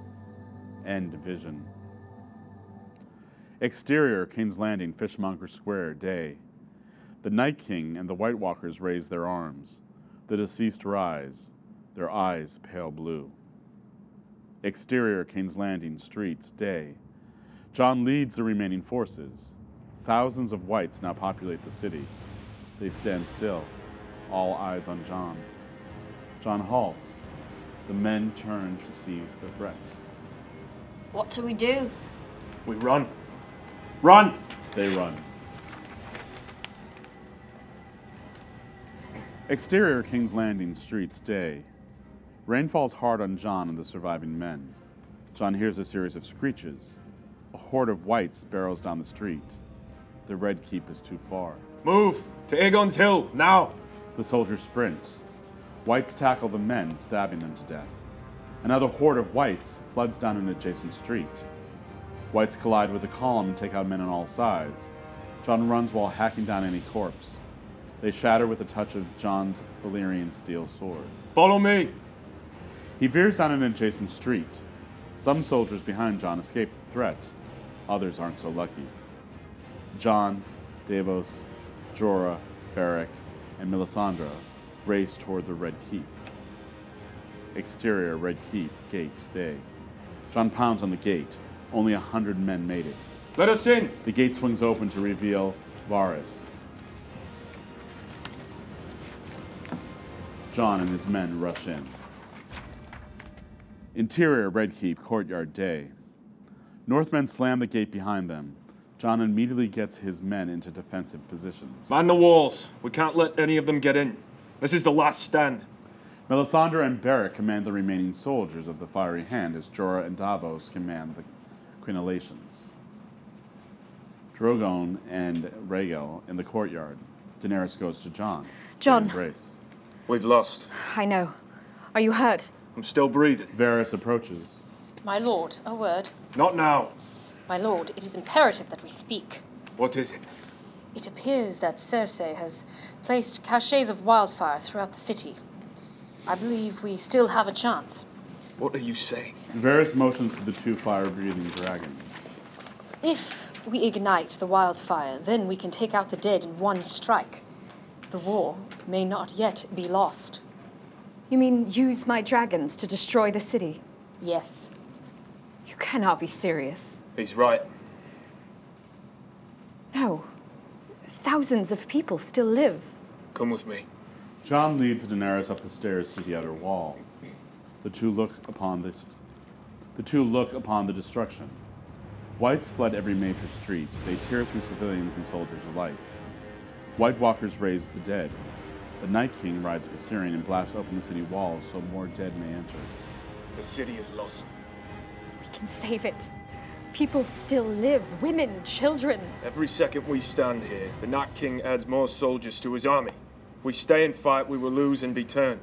If we retreat, everyone here will be turned. We have no choice. Daenerys takes a hard look at the city she has dreamt of her entire life. I will be worse than my father. It's better to die free than live a slave. Bran watches Jon and Daenerys from the background. Exterior, Red Keep, throne room, day, vision. Bran stands next to the Iron Throne. The Mad King shouts. Burn them all! Exterior, Red Keep, courtyard, day. Bran watches. Daenerys looks to Jon. Burn them all. Aye. Burn them all. Jon takes Daenerys' hand. Exterior, river, day, vision. Bran watches Rhaegar Targaryen and Lyanna Stark join hands. A silk ribbon is wrapped around their hands. They started a war for love. Rhaegar and Lyanna kiss on their wedding day. Exterior, Red Keep, courtyard, day. Jon and Daenerys kiss. They ended one for love. Jon watches Daenerys mount Drogon. Daenerys takes off. Rhaegal follows.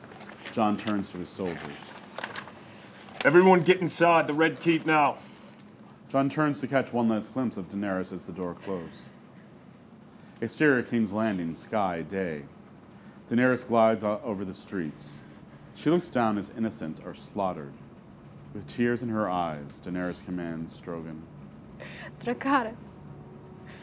An enormous column of flame erupts from the jaws of Drogon. It slams into the streets, igniting the wildfire hidden below. Exterior, King's Landing, streets, day. A massive green explosion. Wildfire engulfs the city. Rhaegal unleashes his breath and ignites more wildfire, creating a larger explosion. Whites and humans alike are vaporized. Countless lives end in an instant. Exterior, King's Landing, sky, day. Drogon and Rhaegal set off cache after cache of the deadly explosive. A chain reaction is set off. Explosions ripple up the streets, destroying everything in their path. Daenerys hovers over the city and watches the destruction. Daenerys flies back toward the Red Keep. The Night King follows her. Exterior, Red Keep, throne room, day. Jon enters with a few dozen men, a ragtag group of unsullied northerners in fiery hand. Jon takes in the sight. He walks to the Iron Throne as the men spread out throughout the room. He climbs the step to the jagged structure. Blood pools at the base of the throne. Jon touches one of the swords of the most powerful seat in Westeros. Exterior, Red Keep, day. As Daenerys approaches the Red Keep, Viserion blasts Drogon. Dany veers. The icy blast hits the Red Keep ceiling. Exterior, Red Keep, throne room, day. A chunk of ceiling falls, crushing men below. Blue flame bursts through the roof. The wall collapses. Get out, now! Debris crashes into fleeing men. A massive chunk smashes into the Iron Throne. Exterior, Red Keep, day. Daenerys speeds toward Blackwater Bay, drawing the Night King away from the Red Keep. Exterior, Greyjoy's ship. Deck, sailing, day. Theon clashes with Euron's men. He parries with enemy Ironborn. Theon and Harrig finish off their attackers. Theon sees the Kraken's tentacles smash ships on both sides. On the Silence, Euron shouts to the sky and the sea monster. As at the Silence bow, he sees her, Yara. Theon leaps to the frozen bay and sprints towards Euron's ship. Exterior, King's Landing, sky, day. Daenerys dodges Viserion's fiery attacks. As the winds pick up, Daenerys feels herself losing control of Drogon. The Night King loses control of Viserion. The two dragons fly clumsily as they hurtle toward Exterior, the Silence, deck, day. Euron watches as Drogon and Viserion are forced to fly toward the Silence. All 8 of the Kraken's tentacles surface. The long appendages grab the two dragons mid-flight. Tentacles latch on to Drogon, holding him. The tentacles slither around Drogon. He screeches in pain. A tentacle strangles him. He tries to breathe fire, but the grip is too strong. Viserion is equally trapped by the Kraken's grasp. The Night King tries to use Dawn to cut the Kraken's puckered tentacles, but the flesh is too strong. As the dragons struggle, Theon climbs aboard the Silence. Mouth bloodied, Euron looks at the dragons in amazement. Looks like the Dragon Queen and the undead fuck aren't so powerful after all. Euron raises his hands. The Kraken squeeze even harder. Daenerys pounds on the Kraken's tentacles to no avail. As Euron is distracted with the dragons, Theon heads to the bow. He unties Yara. Theon releases Yara. He lets her down gently on the deck. Your dragons will become mine. You will become mine. Everything will become mine. Euron is tackled by Theon. Little Theon. Theon punches Euron. Euron shows no sign of pain. Euron leaps up and returns the favor, hitting Theon in the gut. Theon falls. He looks up as a massive tentacle crashes down on him. Theon rolls as the Kraken smashes the deck, fracturing the hull. Yara regains consciousness. She sees her bloody wounds. She sucks her own blood and swallows it. She watches as Theon and Euron fight while the dragons struggle for freedom. Yara shouts at the beast. Back to the drowned gold with you! The Kraken releases its grip on the dragons. Drogon's blast fire, igniting the silent sails. Drogon and Viserion fly back toward the city. Euron kneels over Theon, punching him repeatedly in the face. Two of the Kraken's tentacles grab Euron, lifting him high into the air. Release me! Let me go! Let me go! The Kraken rips Euron in half. His entrails fly into the water. Yara faints. A bloody Theon looks around as fire engulfs the silence. Yara sits slumped, unconscious. The Kraken emerges from the water, its bulbous head enormous against the ship's sails. It opens its mouth wide to consume the silence. With blade in hand, Theon leaps onto the Kraken, stabbing it in the heart. The Kraken lets out a great screech and retreats into the safety of the water, pulling Theon down with it. Exterior, Blackwater Bay, ocean, day. Underwater, Theon drives his blade further and further into the heart of the Kraken as it dives deeper into the ocean. The creature loses its strength. Theon looks up to the surface. He knows he won't make it. He closes his eyes. For the first time in his life, Theon is at peace. He knows who he is. He lets go of his strength and breathes in a mouthful of seawater. His body releases its hold on life as Theon becomes one with the drowned god. Exterior, Red Keep, courtyard, day. Jon and the remaining survivors race out as the Red Keep collapses. Everyone runs to the walls to view the sprawling city. Streets erupt in green flame as thousands of whites and White Walkers are vaporized in an instant. The chain reaction spreads wildly in every direction. A series of explosions make their way toward the Red Keep. Everyone retreat! Take cover! The explosions ripple back and forth as they detonate closer and closer to the Red Keep. As Jon climbs down from the walls, Rhaegal swoops down from above and lands in the middle of the courtyard. As if by instinct, Jon leaps on Rhaegal. Get on! Davos, Beric, and Melisandre all climb aboard the Green Beast. Rhaegal jumps up high and flaps his wings. He flies away from the Red Keep as the explosions breach the walls of the castle. In an instant, the explosions stop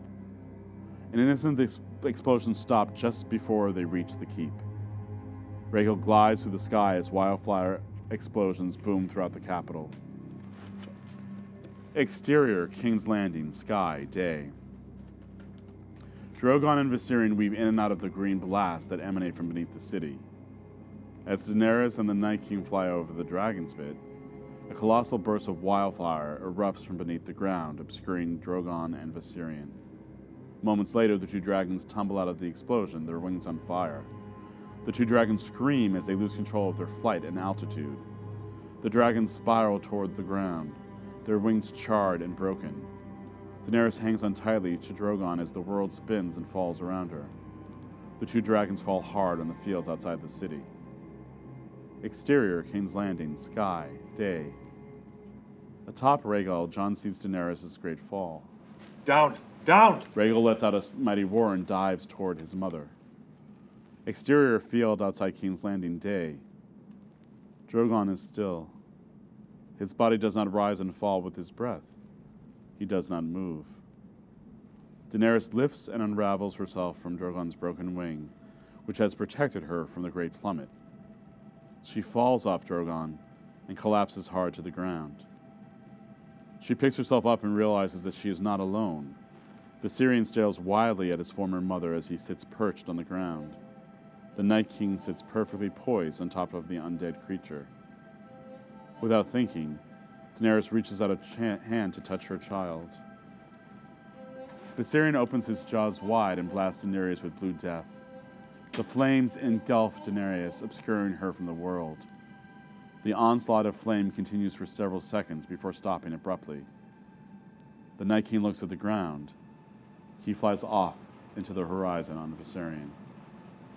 Several feet away, Jon lands Rhaegal. No! Jon collapses to his knees. He looks down with dread upon Daenerys' disfigured corpse. She's cold and icy, frozen to the bone. Icicles cover her eyelids and extend from her exposed skin. A look of fear and suffering cements itself on her once breathing face. Jon reaches out a hand to touch her cheek. His fingers burn with the extreme cold, but he doesn't care. Jon holds her in his lap, not knowing what to do. The fire in Daenerys' Targaryen has gone out. She burns no more. A raven flies overhead, its eyes white. Exterior, the Isle of Faces, day. Bran's eyes jolt open, blood oozing from his sockets. No!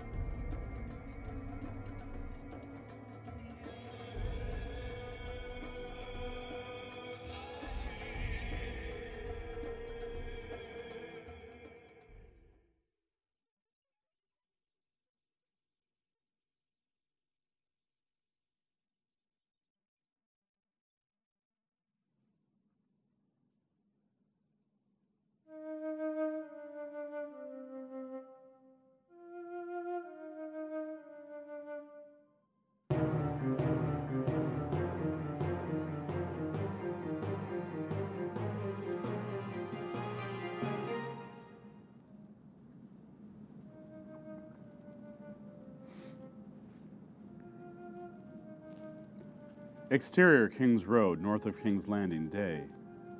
A thick snow blankets a quiet world. Royal wheelhouse rests on the deserted King's Road. The mountain sits on the driver's bench, huddled against the cold. A wail slices through the chill air. It's a baby. Interior Royal wheelhouse, day. Cersei Lannister sits, wrapped in furs. A squalling baby wriggles in a blanket lined with fur blankets. Cersei eyes the infant with disdain. Qyburn pushes open the carriage door. Giddy, he's flushed with the cold. You better have good news. That creature is giving me a headache. I do, Your Grace. Qyburn offers Cersei his hand, but the queen gets out on her own. Exterior King's Road, north of King's Landing, day. Qyburn leads Cersei and the mountain over a rise to show them limbs, hundreds of them, mangled and twisted together, some human, some animal. The snow around the limbs is black, soaked with old blood. The twisted line of limbs shakes in a curve, looping and crossing over itself to form an unfinished infinity symbol, an alpha symbol. It took quite a bit of digging, my queen, but this is the answer. This will draw the Night King to us. Are you certain? It looks like a pile of mangled scraps. This one alone, no. But I have sent an envoy ahead to mark our way to the God's Eye. This will signal the Night King our destination. Supposing your information is accurate, the snow will likely cover it up before he can see it. It needs one final touch. I thought you might want to do the honor. Qyburn offers Cersei a torch, which has been staked in the ground nearby. They need to light this mother up. Cersei stands, the corner of her mouth twitching. With approval, she nods to the mountain. The mountain takes the torch from Qyburn. He lowers it to the symbol. The line of limbs catch fire unnaturally quickly. Flames lick up into the air, sending their dark message to the sky. Exterior Isle of Faces, day. A weirwood grove as ancient as Westeros. The milky trunks of the heart trees blend with the snow, their red leaves contrast with their surroundings. Brandon Stark sits against the largest, the oldest tree, his hands entwined in the pale branches. Only the whites of his eyes are visible. Blood drips down his face like tears. No! He gasps for air as his eyes flick back to their normal dark brown. His chest heaves as Sansa Stark rushes over. Are you hurt? It's over. The war is over. Sansa smiles, relief. He did it. Jon killed the Night King. Daenerys died on the battlefield, as did Drogon. So the chance we need to create the weapon we needed. Dead. The smile falls from Sansa's face. Exterior King's Landing, Aegon's High Hill, day. A smoky ruin of King's Landing. Ash and snow flow through the air, coating the city in gray silt. Jon kneels in the filth, cradling Daenerys' head in his arms. His eyes are rimmed red, dead with the loss of his queen, his wife, his child. Rhaegal is curled behind him, keening for his mother and brother. Beric Dondarrion stands by, battling his own grief as he watches the city reel in the wake of wildfire. Beric touches Jon's shoulder. This is a hard loss, but there will be time to mourn later. It wasn't supposed to be like this. I thought your God had a plan. Why did he let it die? I don't know. We have to get you to safety or we won't have a chance to find out. We already don't have a chance. We're men who've looked death in the face and been brought back. Even in the dark, the light shines. If we stop fighting to survive, that's when all is lost. I'm going to kill him. Jon looks from Daenerys. King's Landing is covered in smothering smoke and wailing wounded. The falling snow is particularly thick over Visenya's Hill. Exterior King's Landing, Visenya's Hill, day. On the scarred mound that used to be the great sept of Baelor, the Night King stands, overlooking its destruction. Most of the city has been leveled. The screams of the survivors are muted here. The cold is so deep it stills the sound. He raises his arms. They are starkly light against the black smoke and green fire plaguing the city. A crisp sound, clear and loud despite the sounds of the dying capital. The sound of ice cracking apart. The Night King's rallying cry. Exterior King's Landing, various, day. Nearby, a blacksmith shop has been destroyed. Flames billow up, larger than any man. A White Walker lieutenant emerges from behind the fire. He steps through it, flames shrinking from his presence. He steps over corpses, leaving fresh whites in his wake. Across the city, the Night King's lieutenants appear, shifting rubble away. They look towards Visenya's Hill. One by one, they answer their king's call. Rumblings of the deep cracking of ice echo through the city streets. Exterior King's Landing, Visenya's Hill, day. The Night King calls Valerian to him. The great ice dragon bursts out of the sky, screaming his victory. Valerian swoops down before the Night King, lowering a scaly wing to the ground. The Night King climbs up and they take off over the city. Exterior sky, King's Landing, day. The Night King and Valerian loop around the city. As they pass over Aegon's high hill, he sees Jon Snow cradling the body of Daenerys Targaryen. A hint of a smile cracks across the Night King's icy face. The Night King turns Valerian's north. They fly over Philly Bottom, over the Dragon Pit, past the Dragon Gate, and disappear from view. Exterior King's Landing, Aegon's Hill, day. Small folk shriek as a fresh wave of whites attack. Jon and Beric look out over the city, taking in this hell. A shadow passes over them. They look up, squinting against the sun. The Night King rides Valerian overhead. Jon glares at his enemy, inhuman fury building in his dark eyes. Jon shifts Daenerys' body to Beric. I need you to take care of her. Of course. I'll give my life before letting anything happen to her. Thank you. Jon nods, mouth set in a grim line. He grabs Beric's forearm. Jon stands and climbs atop Rhaegal.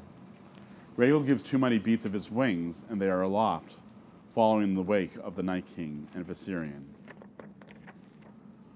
Exterior, Isle of Faces, day. Sansa, Bran, and Brienne of Tarth form a semicircle in the middle of the Weirwood Grove. A few of the Children of the Forest observe from the shadows. If the Night King is on his way, it's not safe here. We should fall back to Harrenhal immediately. It's not safe anywhere. At least in a castle, we have some hope of defending ourselves. Here, we're open to attack on all sides. Ashe moves towards them. There is another option. I can help Bran into his destiny. I've already accepted my fate as the Three-Eyed Raven. You've learned tricks and gained wisdom, certainly. But you have yet to embrace what it fully means to hold that title. Ashe places a hand on the trunk of the weirwood. A twiggy tendril starts growing from a low branch, twisting its way towards Bran. Sansa moves to grab it. What are you doing? Stop! You made a promise. The tendril touches his skin. Bran is thrown into a warg with a gasp. His eyes roam white, searching for something they can't see. Within seconds, he's back to Bran. It doesn't matter now. The Night King is on his way. They all look at one another, concern etched on their faces. Exterior sky, north of King's Landing, day. Valerian flies over frozen Westeros. The Night King sits on Valerian. A spiral of smoke catches his attention. Valerian gently banks, and they fly toward it. Only a moment passes before they see the fire. It's a pattern, burning bodies arranged into the Alpha symbol. The Night King looks into the air, across the land towards the God's Eye. Another burning Alpha symbol is a distance away, beckoning him. His azure eyes flick to milky white as he wargs into exterior Isle of Faces, day. Bran. Bran's dark brown eyes flash to blue, the Night King's eyes. He begins seizing, gasping for air. His arms thrash in front of him, as though attacking someone trying to strangle him. His hand grabs onto a weirwood and holds fast. The seizing gets worse. Brienne rushes to slice the tendril with her sword. You cannot! The three-eyed raven made a promise. They say the best swords have names. This stops Brienne short. Sansa moves to help Brienne, but Ashe grabs her wrist. Ashe is stronger than she looks. You cannot. This tree is killing him. You made a promise. He'll understand if I break it. He can't breathe. I will shield your back and keep your counsel. Sansa turns to Brienne. That's what you said to me. And I pledged it to your mother. You both made a promise. The guards see everything that happens in front of the Weirwoods. Do you think they'll react well to a broken pact? Brienne grips Oathkeeper. Sansa puts her hand out. Stop, Brienne. We need to let this happen. Brienne nods to her lady. Exterior God's Eye night. The lake surrounding the Isle of Faces is quiet, glassy waters reflecting the stars. Ripples disturb the serenity as a rowboat glides across. The mountain pulls at the oars. Powerful, methodical. Cersei and Qyburn sit opposite each other in the body of the boat. Cersei carries the baby, who is sleeping soundly. She looks at the baby's sleeping face. Her face softens. Almost imperceptible, but there. Qyburn sees this. I think that went rather well. I'd be shocked if he didn't take the bait. If your research holds true. Oh, it will. Of that I have no doubt. The baby wakes and cries, cold and hungry. Cersei moves to hand him back to Qyburn. Shut it up. Of course, my queen. Do you have a method you recommend? Are you challenging me? Never. You're known for your skills as a mother. You were so doting on your children. It is not my child. I had 3 perfect angels. Now I have 3 perfect ghosts. Take it and shut it up. The icy glare she levels at Qyburn could rival the Night King. He takes the infant without another word. Exterior King's Landing night. Still raging wildfire illuminates the war-torn streets. Burned and bloody, small folk wail. The remaining whites are terrorizing the city, intent on killing as many as they can. Beric carries Daenerys' body in his arms. He looks at the carnage. A hooded man walks toward him. Beric tenses, glances at the sheath sword strapped to his own hip. He can't reach it, not without dropping Daenerys' body. The man pulls back his hood, revealing himself to be Varys. He looks at Daenerys, crestfallen. My birds were right. I had hoped they would be wrong in this instance. I'm to keep anything from happening to her, keep her from changing. But it's going to be nearly impossible getting her to safety through this. I know a way. Follow me. Varys pulls his hood back up and walks away. Beric follows. Interior Red Keep passage night. It is dark and dank in the tunnel under Aegon's Hill. Varys carries a torch. Beric follows. Dragon skulls loom from carved crevices. Their shadows dance on the walls in the torchlight.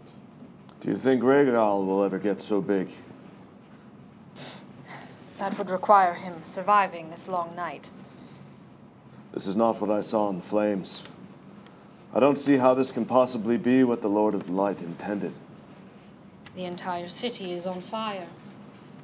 Seems fitting for such a god. What do you know of him? I don't presume to know anything where gods are concerned. But a god of shadow demons and burned children. It's not a stretch to think this is exactly what he wanted. Those had a purpose. We came here to fulfill a prophecy. The prophecy to save us. Prophecies are tricky things. More often than not, they are misread or carried out differently than expected. They near the end of the tunnel. Interior Red Keep throne room night. The throne room is the shadow of its former glory. The ceiling is blown away, its charred rafters letting snow and ash drift in. The hall is coated in a soft white layer. The stained glass windows are shattered. The Iron Throne sits at the head of the room. The glass panel behind it is gone. The iron outline of the seven-pointed star remains. A door opens on the side of the room. Beric and Varys walk in, footsteps muffled. They marvel at the great hall, once so regal, now just another ruin. Beric gently places Daenerys' body at the base of the Iron Throne. He sits on the steps, looking bleakly across the hall. This is not the future I came back 6 times to fight for. This is what all battles lead to, even for the most just and righteous of causes. I really thought she was the answer. That we had enough to beat that icy bastard. It's easier to have more living at the end of a war when you're dead. Don't fight for the enemy. The men start as a door creaks open. Beric draws his sword. Melisandre enters, her eyes as red as her hair. She has been crying. So this is where our hope is laid to rest. Jon Snow could still prevail. Daenerys was to play a role in bringing the light back to this world. Now there is nothing to stop the Great Other. They all stare at Daenerys' body. Exterior Isle of Faces, night. The rowboat gets closer to shore. The baby, still in Qyburn's arms, is crying harder than ever.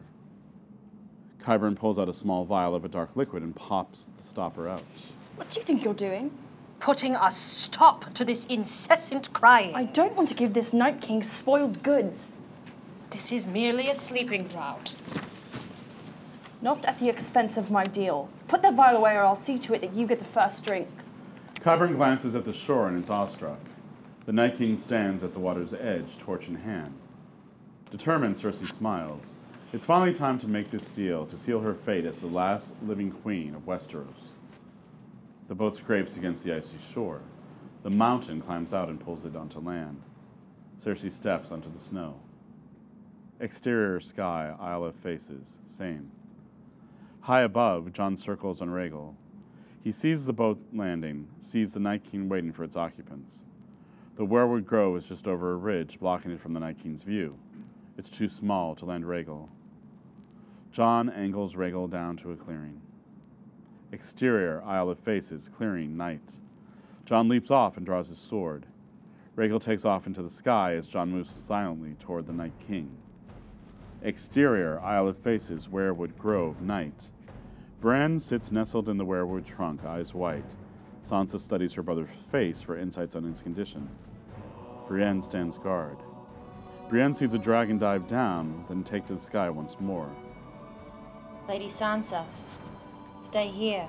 Brienne heads for the clearing. Exterior Isle of Faces, night. On shore, Cersei strides toward the Night King, baby cradled in her arms. The baby has finally stopped crying. Across the ridge, Jon moves closer, taking time to keep surprise on his side. Longclaw is ready for blood. Cersei and the Night King face off. Do you understand the common tongue? They say you are of the first men. Shall we be of the last? Cersei holds the baby out to the Night King. The baby giggles and waves, oblivious to its impending transformation and demise. Jon raises his sword as he rushes in. He's intent on saving the child, murdering everyone else. The Night King turns to look at this new attacker. Brown eyes meet blue. The Night King's face is filled with hate as he draws his sword, Dawn. Cersei slips the catspawn's dagger from her cloak. Brienne charges over the ridge to kill this evil bitch of a woman. No, Brienne! Alarmed, Cersei's hand moves to her neck, pulling skin away to reveal Arya Stark. Jon skids to a halt, shocked. Arya! The Night King wheels around as Arya plunges the dagger towards the Night King's chest. Steel arcs toward ice, closer and closer, until the Night King grabs her wrist just before the tip of the blade connects. He wrenches Arya's wrist, forcing her to her knees. Jon sees his sister in peril and runs harder. He won't lose Arya like he lost Recon. Furious, Qyburn turns to the mountain. Kill that bitch! The mountain draws his monstrous sword. He looks at Arya, then back at Qyburn. The Mountain swipes his sword down, cleaving Qyburn from shoulder to groin. The Mountain pulls off his helmet, showing he's the Hound. Fucking smelled like death in there. Battling the Night King, Jon brings Longclaw down in a deadly strike. The Night King releases Arya and parries Jon in one fluid motion. Jon kicks the Night King solidly in the chest. The Night King stumbles back, stunned by the blow. Suddenly, a red-eyed blur of white fur leaps past Jon. Snarling, jaws snapping, Ghost sinks his teeth into the Night King's arm and knocks the creature over. Jon pulls up Arya, he and the baby in her arms. Get to safety. I can help. You already have. Brienne steps in. I've got her. Please, keep us safe. Jon whirls as Ghost yelps. The Night King shoves the direwolf off. The Night King stands. Jon advances on him. Snarling viciously, Ghost circles behind the Night King. Jon and the Night King duel. Each time Jon advances, he presses the Night King back. Ghost is there, snapping at the Night King's heels and preventing the Night King from retreating. Even so, the Night King is better, parrying every strike, giving as many blows as he gets. The Night King looks off to the distance, sensing the arrival of another presence. Exterior Isle of Faces, Ridge Night. Bran and Sansa crest the ridge. Bran examines the duel with grim serenity. He's making a plan. Bran's eyes go milky white as he wargs into the Night King, who suddenly cannot force himself to move or fight. The Night King is frozen. Jon, now! Exterior Isle of Faces, Night. Seizing this opportunity, Jon angles his blade for the Night King's chest. He hits the Night King perfectly in the heart. As the blade stabs into the icy chest, it shatters. Longclaw is destroyed. Jon looks at the fragments of Valerian steel in the snow, at the hilt in his hand. Hope drains from his face. Interior Red Keep, Throne Room, Night. Beric, Varys, and Melisandre surround Daenerys' body. Beric is bowed over his queen, slightly praying. We serve the same God. Help me send her to the Lord of Light. Without sacrifice, words are simply smoke in the wind. Surely you don't mean that. There are other ways to serve the dead. Varys claps his hands and steps backwards. He is not a religious man. He will give them space. Exterior Isle of Faces, Night. The Night King struggles to break free of Bran's warg. He strains, unable to move his body. Jon stares at the hilt in his hand. He fumbles for a backup. Bran struggles to keep control over the Night King's mind. He pulls him to Exterior Winterfell, Broken Tower, Day, Vision. Not the ruins they left behind, but a Winterfell from years ago surrounded by misty green fields. Present-day Bran climbs the broken tower, moving just as nimbly as the day he was pushed. Summer, just a puppy, paces at the foot of the tower, barking frantically. The Night King pursues Bran, climbing impossibly fast. He reaches for Bran's ankles with his icy blue hand. He grasps Bran's legs, stalling him.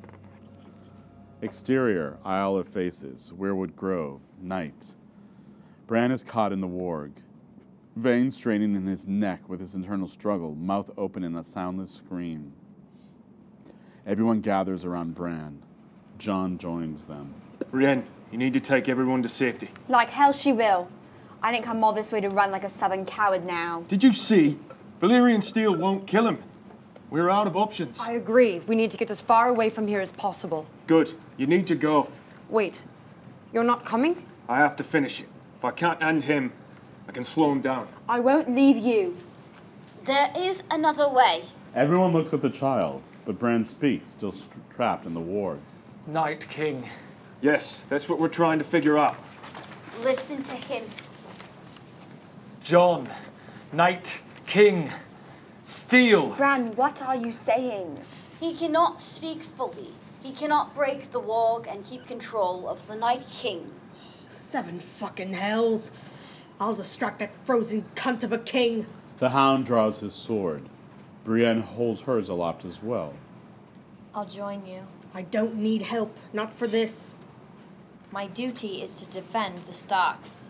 Together we stand a chance. Together they run out at the Night King. Bran comes out of the warg. Blood drips from his eyes. Jon must become a Night King. Only then will he have the power to defeat this one. I won't let that happen. It's not up to you, Sansa. Bran, what are you saying? When the wall falls, all the fires will go out. We need fire and ice to win this war. The fight is between the living and the dead. I can't just step over to the other side. You've been prepared to give your life for quite a while now. Not like this. You are Targaryen and Stark. Your blood sings the balance needed to win this work. You're the only one who can. The ringing of steel and a roar of pain echo from across the ridge. Exterior Isle of Faces, clearing night. Brienne and the Hound duel with the Night King. Their swords ring heavy as they rain powerful blows against him. The Night King swings his sword, landing a blow on Brienne's breastplate. It shatters.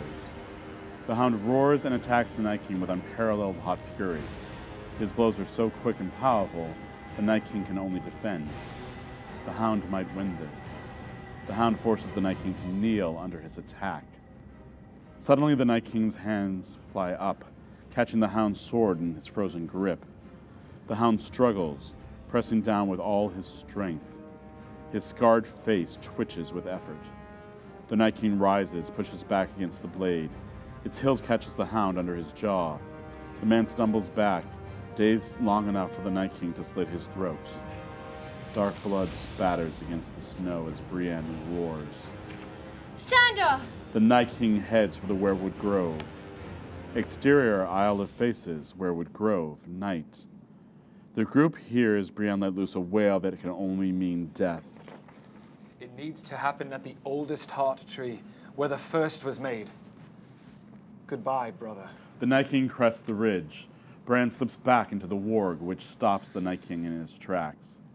Exterior Winterfell, Broken Tower, day, vision. Bran kicks the Night King, who loses his grip. The Night King tumbles. Bran climbs higher, higher to the window, that window where Bran met his fate so many years ago. Bran climbs onto the ledge and looks in. Ned Stark stands there, his hands clasped behind his back. Father. The man who passes the sentence must swing the sword. Bran steps into the broken tower. Exterior Isle of Faces, Weirwood Grove, night. Jon turns to the largest weirwood, its massive trunk rising into the night sky. You can't be considering this. We can't make Lightbringer. Wouldn't we need magic? Bran has it, as do we. If I do this, would I still be me? No. So I live undying, watching my family grow old and die, and their children grow old and die. No. You must go north. Can you reverse it? No. You seem awfully fond of that word. Surely you can explain more. If you do this, there is no changing back. If you survive, you will be exiled to the deep north, never to return. What if this doesn't work? The long night comes. Man may cease. There has to be another way. It is our best chance at fixing this problem. A problem of your creation. You made this Night King. You should be making the sacrifices. We would if we could, but it must be man. And for your sacrifice, we offer this. To fade away. No more will we meddle in the affairs of man. And how do I know you'll keep your end? Pact made in front of the heart tree cannot be broken. Jon looks at his sisters, at the children, at the Night King glaring down from the ridge. Jon offers his arm. Ashe takes it. A pact is made. Interior Broken Tower, day, vision. Bran and Ned smile at each other. Bran, you've come a long way from that boy who couldn't hit a target. I still can't. No, you can do much more. A sound from the window behind Bran. He turns to look, sees the Night King grasp the ledge and pull himself into the window. Bran turns back to Ned. Ned holds his greatsword ice, offering the grip to Bran. Slowly, Bran unsheathes the great blade. He turns to face the Night King as Ned steps back. Interior, Red Keep, throne room, night. Beric holds his hands over Daenerys' hardened wounds. He prays quickly to the Lord of Light to save her. Much more methodical, practical, Melisandre washes her queen's body as best she can, carefully wiping away the grime of war. She pulls Beric's knife from his belt and slices off a lock of Daenerys' short hair. She takes it, chanting lowly in High Valerian, and lets the hair fall into the flames of Varys' torch. Interior, broken tower, day, vision. Bran swings the mighty sword, bringing it crashing down against the Night King's blade. Bran pushes down, pressing the Night King's back against the window ledge. The Night King slips out from the attack, using Bran's momentum against him. He grabs Bran by the throat, holding the boy out over the open air. Exterior, Isle of Faces, Weirwood Grove, night. Blood flows out of Bran's eyes. The frost creeps further up his leg. Across the ridge, the Night King glares at him. He pushes a foot, taking a step, then another. His fingers tighten on Don's hilt. Bran's warg is breaking. Jon sees the Night King moving. We haven't any dragon glass. Is there another way? Valerian steel would work just as well. Dragon glass is forged into metal. The cat's paw dagger. Arya looks at the dagger. This is why you gave it to me. You knew Jon would need the dagger. Bran remains in the ward. Can't be serious. Ashe, are you able to do this? I am. Arya, give me the dagger. I won't. Arya, you can't stop this. If you're going to do this, it should be one of us. A Stark. Arya looks at her siblings. Sansa nods. It should be me. I can't ask you to do that. You're not. Can she do it? We'll have some magic to work, but she can push the blade, yes. Do you really want a stranger to end your life? Jon nods his assent. Interior, Red Keep, throne room, night. Melisandre lays hands with Beric. She continues chanting in High Valerian as he does in the common tongue.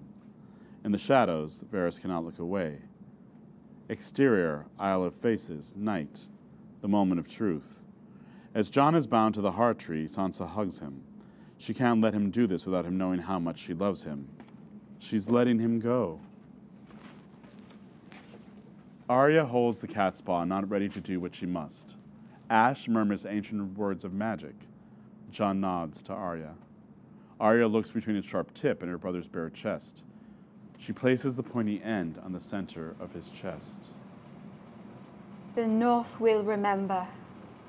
Arya looks into his dark brown eyes, so like her own. Years of memories pour between them in an instant. Arya gives one push, shoving the blade into Jon Snow in a single motion.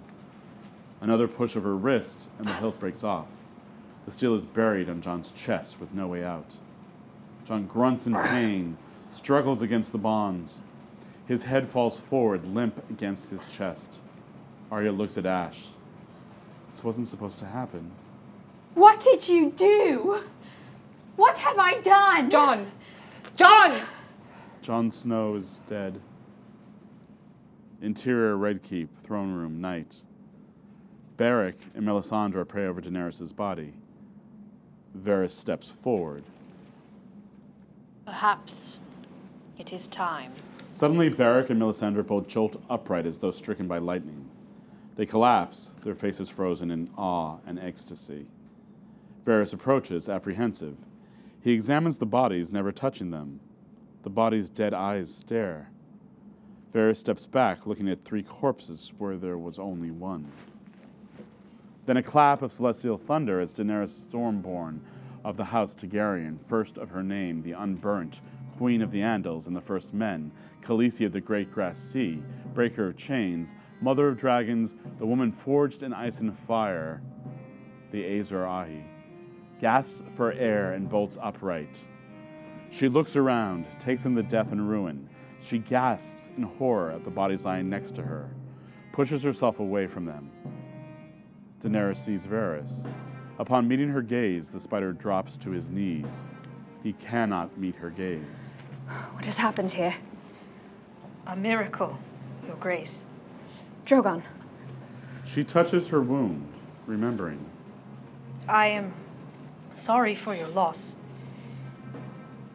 What of your other child? Daenerys places a hand over her womb and closes her eyes.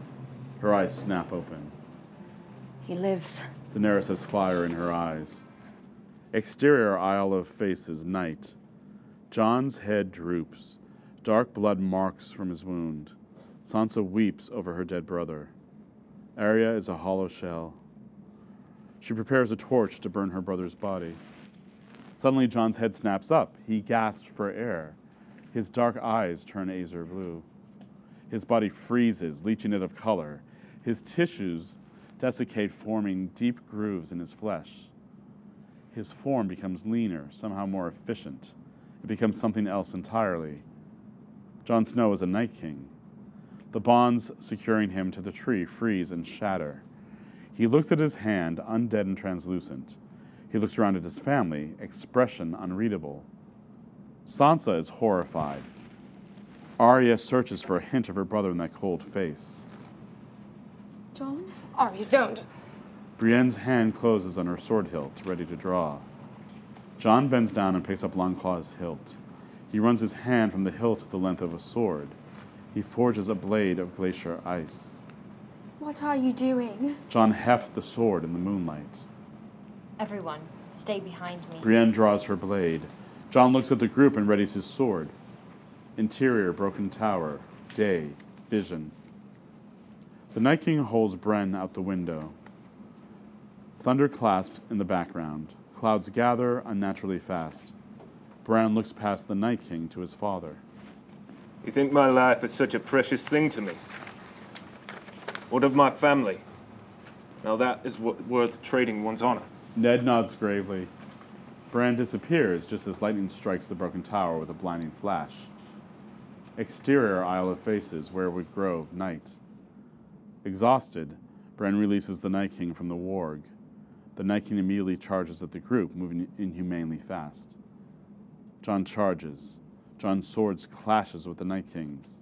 Ice meets dawn. Interior Red Keep, throne room, night. Daenerys is overwhelmed by the destruction. She turns to Varys. Where is Jon? He flew to the God's Eye, intent on avenging you and killing the Night King. He's in for quite a shock. Of a lifetime. I am overjoyed that you and your child live again. I wish you both and your husband many happy years. Screams of anguish from the small folk in the streets rip through the moment. Daenerys moves toward the pain. Exterior King's Landing, night. Drogon's body is a massive silhouette against the burning city. It is torn and bloody. Miscreants approach. The leader brandishes a knife. Exterior Red Keep, battlements, night. Daenerys looks over her city. Varys by her side. Whites attack every living thing. People try to fend them off. Most are too wounded and succumb to death. The lucky ones fall into flames. The rest change into whites themselves. Near Daenerys, two men wrestle in the bloody mud. Cities, in the wake of a war, need good leaders to pull them out. Most people think it's the winner who makes the dynasty. But it's the one who rebuilds. That's not me. You gathered armies, freed slaves, and journeyed across the narrow sea to find your destiny. Now you turn your back? They deserve someone better. A leader who didn't just burn their city to ash and ruin. Someone worthy of them. If that were true, you'd still be lying dead at the foot of that god-forsaken chair your ancestors built. A horn sounds in the distance. Daenerys and Varys look for its source. Aghh arrives, flanked by a small contingent of Dothraki. Riding proudly, Aghh leads his people through the streets, searching. Aghh finds his Khaleesi. When Daenerys nods, he motions to his men. They fan out, helping the wounded and fighting the bone men. Exterior King's Landing, night. The leader of the miscreants approaches Drogon's body. Firelight glints off the steel of his knife. Drogon's wing twitches, sending ripples through the dragon's body. The men draw back in fear and awe. Exterior Red Keep streets, night. Athjo parries with a white, slicing him down. A child screams from a burning shack. Athjo sheaths his blade and rushes to her aid. The flames are too intense. He stumbles back from the heat. Athjo prepares to brave the flames again when a hand lands on his shoulder. It's Daenerys Targaryen. Fire cannot harm the dragon. Dany walks into the fire. In a moment, she returns with the child in her arms. She shields the young one from the flames with her unburnt arms. Take all the wounded to the dragon pit. Set up a healing center there. Any strong enough to fight, attack those bone men and show them you are worthy of your braids. The Dothraki around her cry out their approval. The small folk marvel. Exterior King's Landing night. Drogon's eye flicks open and shut almost too quickly for anyone to see. Almost. The miscreants run for their lives or fall to their knees. Drogon's wings snap open to their full breadth. Exterior Isle of Faces night. Jon and the Night King parry, fighting to the death. They are evenly matched in power and ability. Their blades are a frantic blur of precision fighting. As Jon raises ice for another blow, the Night King kicks Jon in the chest, knocking him to the ground. Jon struggles to his feet as the Night King places a hand in the snow. A rumbling comes from deep in the earth until the oldest weirwood tree splits in half. The children of the forest cry out as though they have been split as well. The Night King rains blows on Jon. With a shriek, Rhaegal and Viserion swoop over the clearing. They fight, shooting bursts of flame and snapping at one another. Rhaegal whips his tail around, clipping Viserion in the wing. Rhaegal's jaws clamp around the icy neck. Jon gains strength from his dragon's victory. He pushes back on the attack. The Night King lets out an icy roar and races at Jon, scrambling to claw the Valerian steel out of Jon's chest. Their blows are deadly in the snow. Ghosts race in, leaping at the Night King to knock him over. The Night King slices at the direwolf's fur, leaving a deep red gash in Jon's wake. Jon takes the distraction and swings ice against the Night King's leg, chopping it off at the knee. The Night King falls to his knees, staring at Jon in amazement. With a mighty blow, ice knocks Jon from the Night King's grasp. Jon plunges his fist into the Night King's chest. Slowly, inch by inch, he pulls that ancient dragon glass from the Night King. The children marvel. The Night King falls to his knees. He watches Viserion slowly dissolve into the snow, flakes twisting away on the wind as though that's all they ever were. Exterior Redkeep streets dawn. Dothraki soldiers fight the Whites. Covered in ash and blood, Daenerys carries the child she saved. Suddenly, the Whites fall, nothing but dust in the air. The Dothraki and small folk gaze in wonder. Daenerys, still holding the child she rescued, looks to the sky, looks north.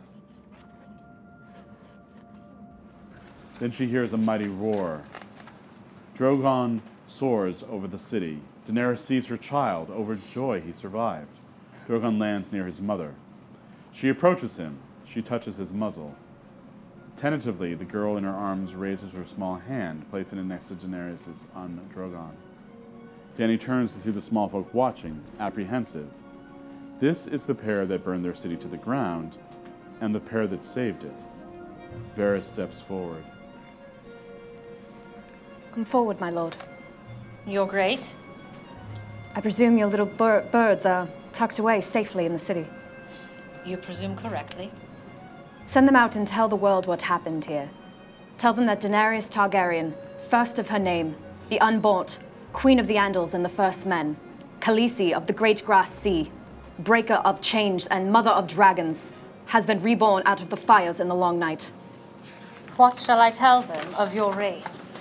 Let all know that so long as they steal no property and take no lives, they will have nothing to fear from me. They will live as free people. Daenerys speaks to the crowd. If you'll have me as your queen, I will devote my life to serving you. Keeping you fed in famine, clothed in winter, I will break the wheel that keeps you down your entire lives. But only if you'll have me. Silence. A silence that seems to stretch for an eternity. Then a voice from the crowd. My queen! My queen! My queen! On and on the voice chants, more voices joining with each repetition. Soon the whole crowd is cheering their support. Varys disappears into the crowd to send the message out. Daenerys Targaryen has been chosen. Exterior Isle of Faces, dawn. The Night King looks at the coming dawn. His body slowly fades into snow and air. Jon looks at the dragonglass arrow in his fist. He crushes it into dust. He looks at the cracked weirwood tree. He sees the body of the hound, Bran's blood-streaked face, Arya's burns and frostbite, the weeping gash across Ghost's belly. This is only a fraction of the cost of the Great War. Exterior King's Landing day establishing. The capital is still frozen and snowy, but it's a winter far less harsh than what the long night promised. The dead have been cleared from the streets. People go about their lives. Children laugh and throw snowballs. Throughout the city, maesters meet with builders. They plan the city's reconstruction. This is a King's Landing at peace with itself and the outside world. Interior, Red Keep, Queen's Chambers, day. Simple yet elegant chambers, worthy of a queen who broke the wheel. Daenerys stares out the window, listening to her city. A knock at the door. Enter. Jorah opens the door. The look on his face gets Daenerys' attention. Hope rises on her face. Is it him? He opens the door wider. There stands Arya. Daenerys' face falls. Arya steps in the room. Jorah gives a small bow, closes the door behind him. Is he dead? No. And why isn't he here? I'm here to tell you his goodbye. You won't be seeing Jon again.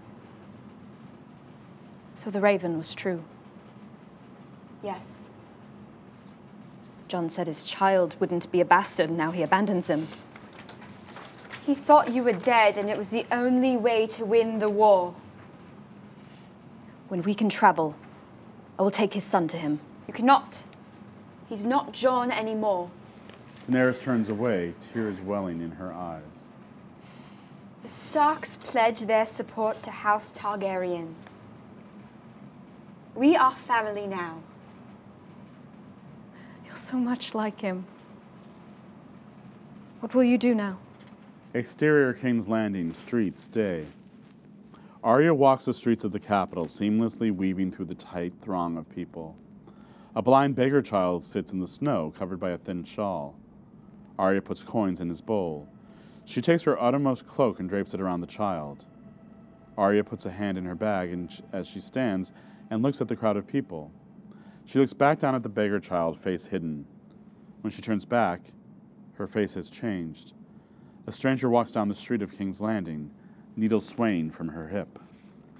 Exterior Greyjoy's ship, day. Yara stares across the rolling waves. The distant shore is frozen white. They've sailed north. A sailor brings Theon's body on a slab to a break in the railings. The crew assembles as Yara steps forward. You were Ironborn, and a man of Winterfell. We lay you to rest in the northern sea. She pushes the slab forward and dumps Theon's body into the sea. Be at peace with the knowledge that I will do better for the Iron Islands than our father. She hears a scuffle behind her. A sailor pushes forward a young girl. What's this now? Found her hiding below deck. A stowaway? Do you know what we do to stowaways, girl? What's your name? The young girl stares defiantly. Dany. Interesting. We've just got a new queen with a similar name. Where are you from? King's Landing. I saw you fight that other man. I want you to teach me. You want to fight and sail? It's a hard life, girl. Best we drop you at the nearest port. I won't. You want to be my ward? I won't go easy on you. I'll do whatever it takes. Yara ponders a moment, extends her hand. Welcome aboard, Dany. She leads Dany up to the helm and lets the girl grasp it, guided over the waters. Exterior Isle of Faces, day. The Weirwood grove is destroyed, the oldest tree cracked in half. The children of the forest circle the perimeter. Ashe leads them in a magical chant. The edges of the grove flicker. Slowly, the feet of the children disappear, as though a curtain of invisibility is being drawn upwards. Inside the curtain is dark. As it closes, Ashe looks up for a final glimpse of the light. Slowly, The children in the grove disappear, sealed off from the world so their existence might fade in peace. The curtain seals, leaving only snowy hills behind. Not a trace of the heart tree nor the stone formations remain. Exterior Winterfell ruins, day. Bran Stark places his hands on a recently constructed foundation of Winterfell's walls. He closes his eyes and whispers an incantation. Waves of glistening light radiate from Bran's hands. The light spreads over the stones as Sansa watches. The light dissipates and Bran sits back in his chair. Bran stares for a beat. Yes. As long as there is a Stark in Winterfell. Yes, what? You wanted to know if the magic will keep the Night King out. Jon is a Stark. Jon is the Night King. A wolf howls in the distance. Just as I'm the three-eyed raven, and you are the Lady of Winterfell. The other Night King came back. After thousands of years. What happened once can happen again. Tell me, what do you see? The sun is setting on the children of the forest. Their magic will fade. Beyond that, it isn't written yet. Sansa nods, satisfied. She turns to watch the stonemasons reconstruct Winterfell's walls. Bran looks north as if he is keeping a sorrowful secret. Exterior, the wall, night. Jon Snow stands atop the wall, his hardened face gazing south. Below, masons carve mammoth blocks of ice. They place the blocks in the breach made by Valerian. Ghosts appear, silent as ever. He looks up at Jon. Red eyes meet blue. Jon nods. He turns to face the vast north. He and Ghost begin the descent into his empty kingdom.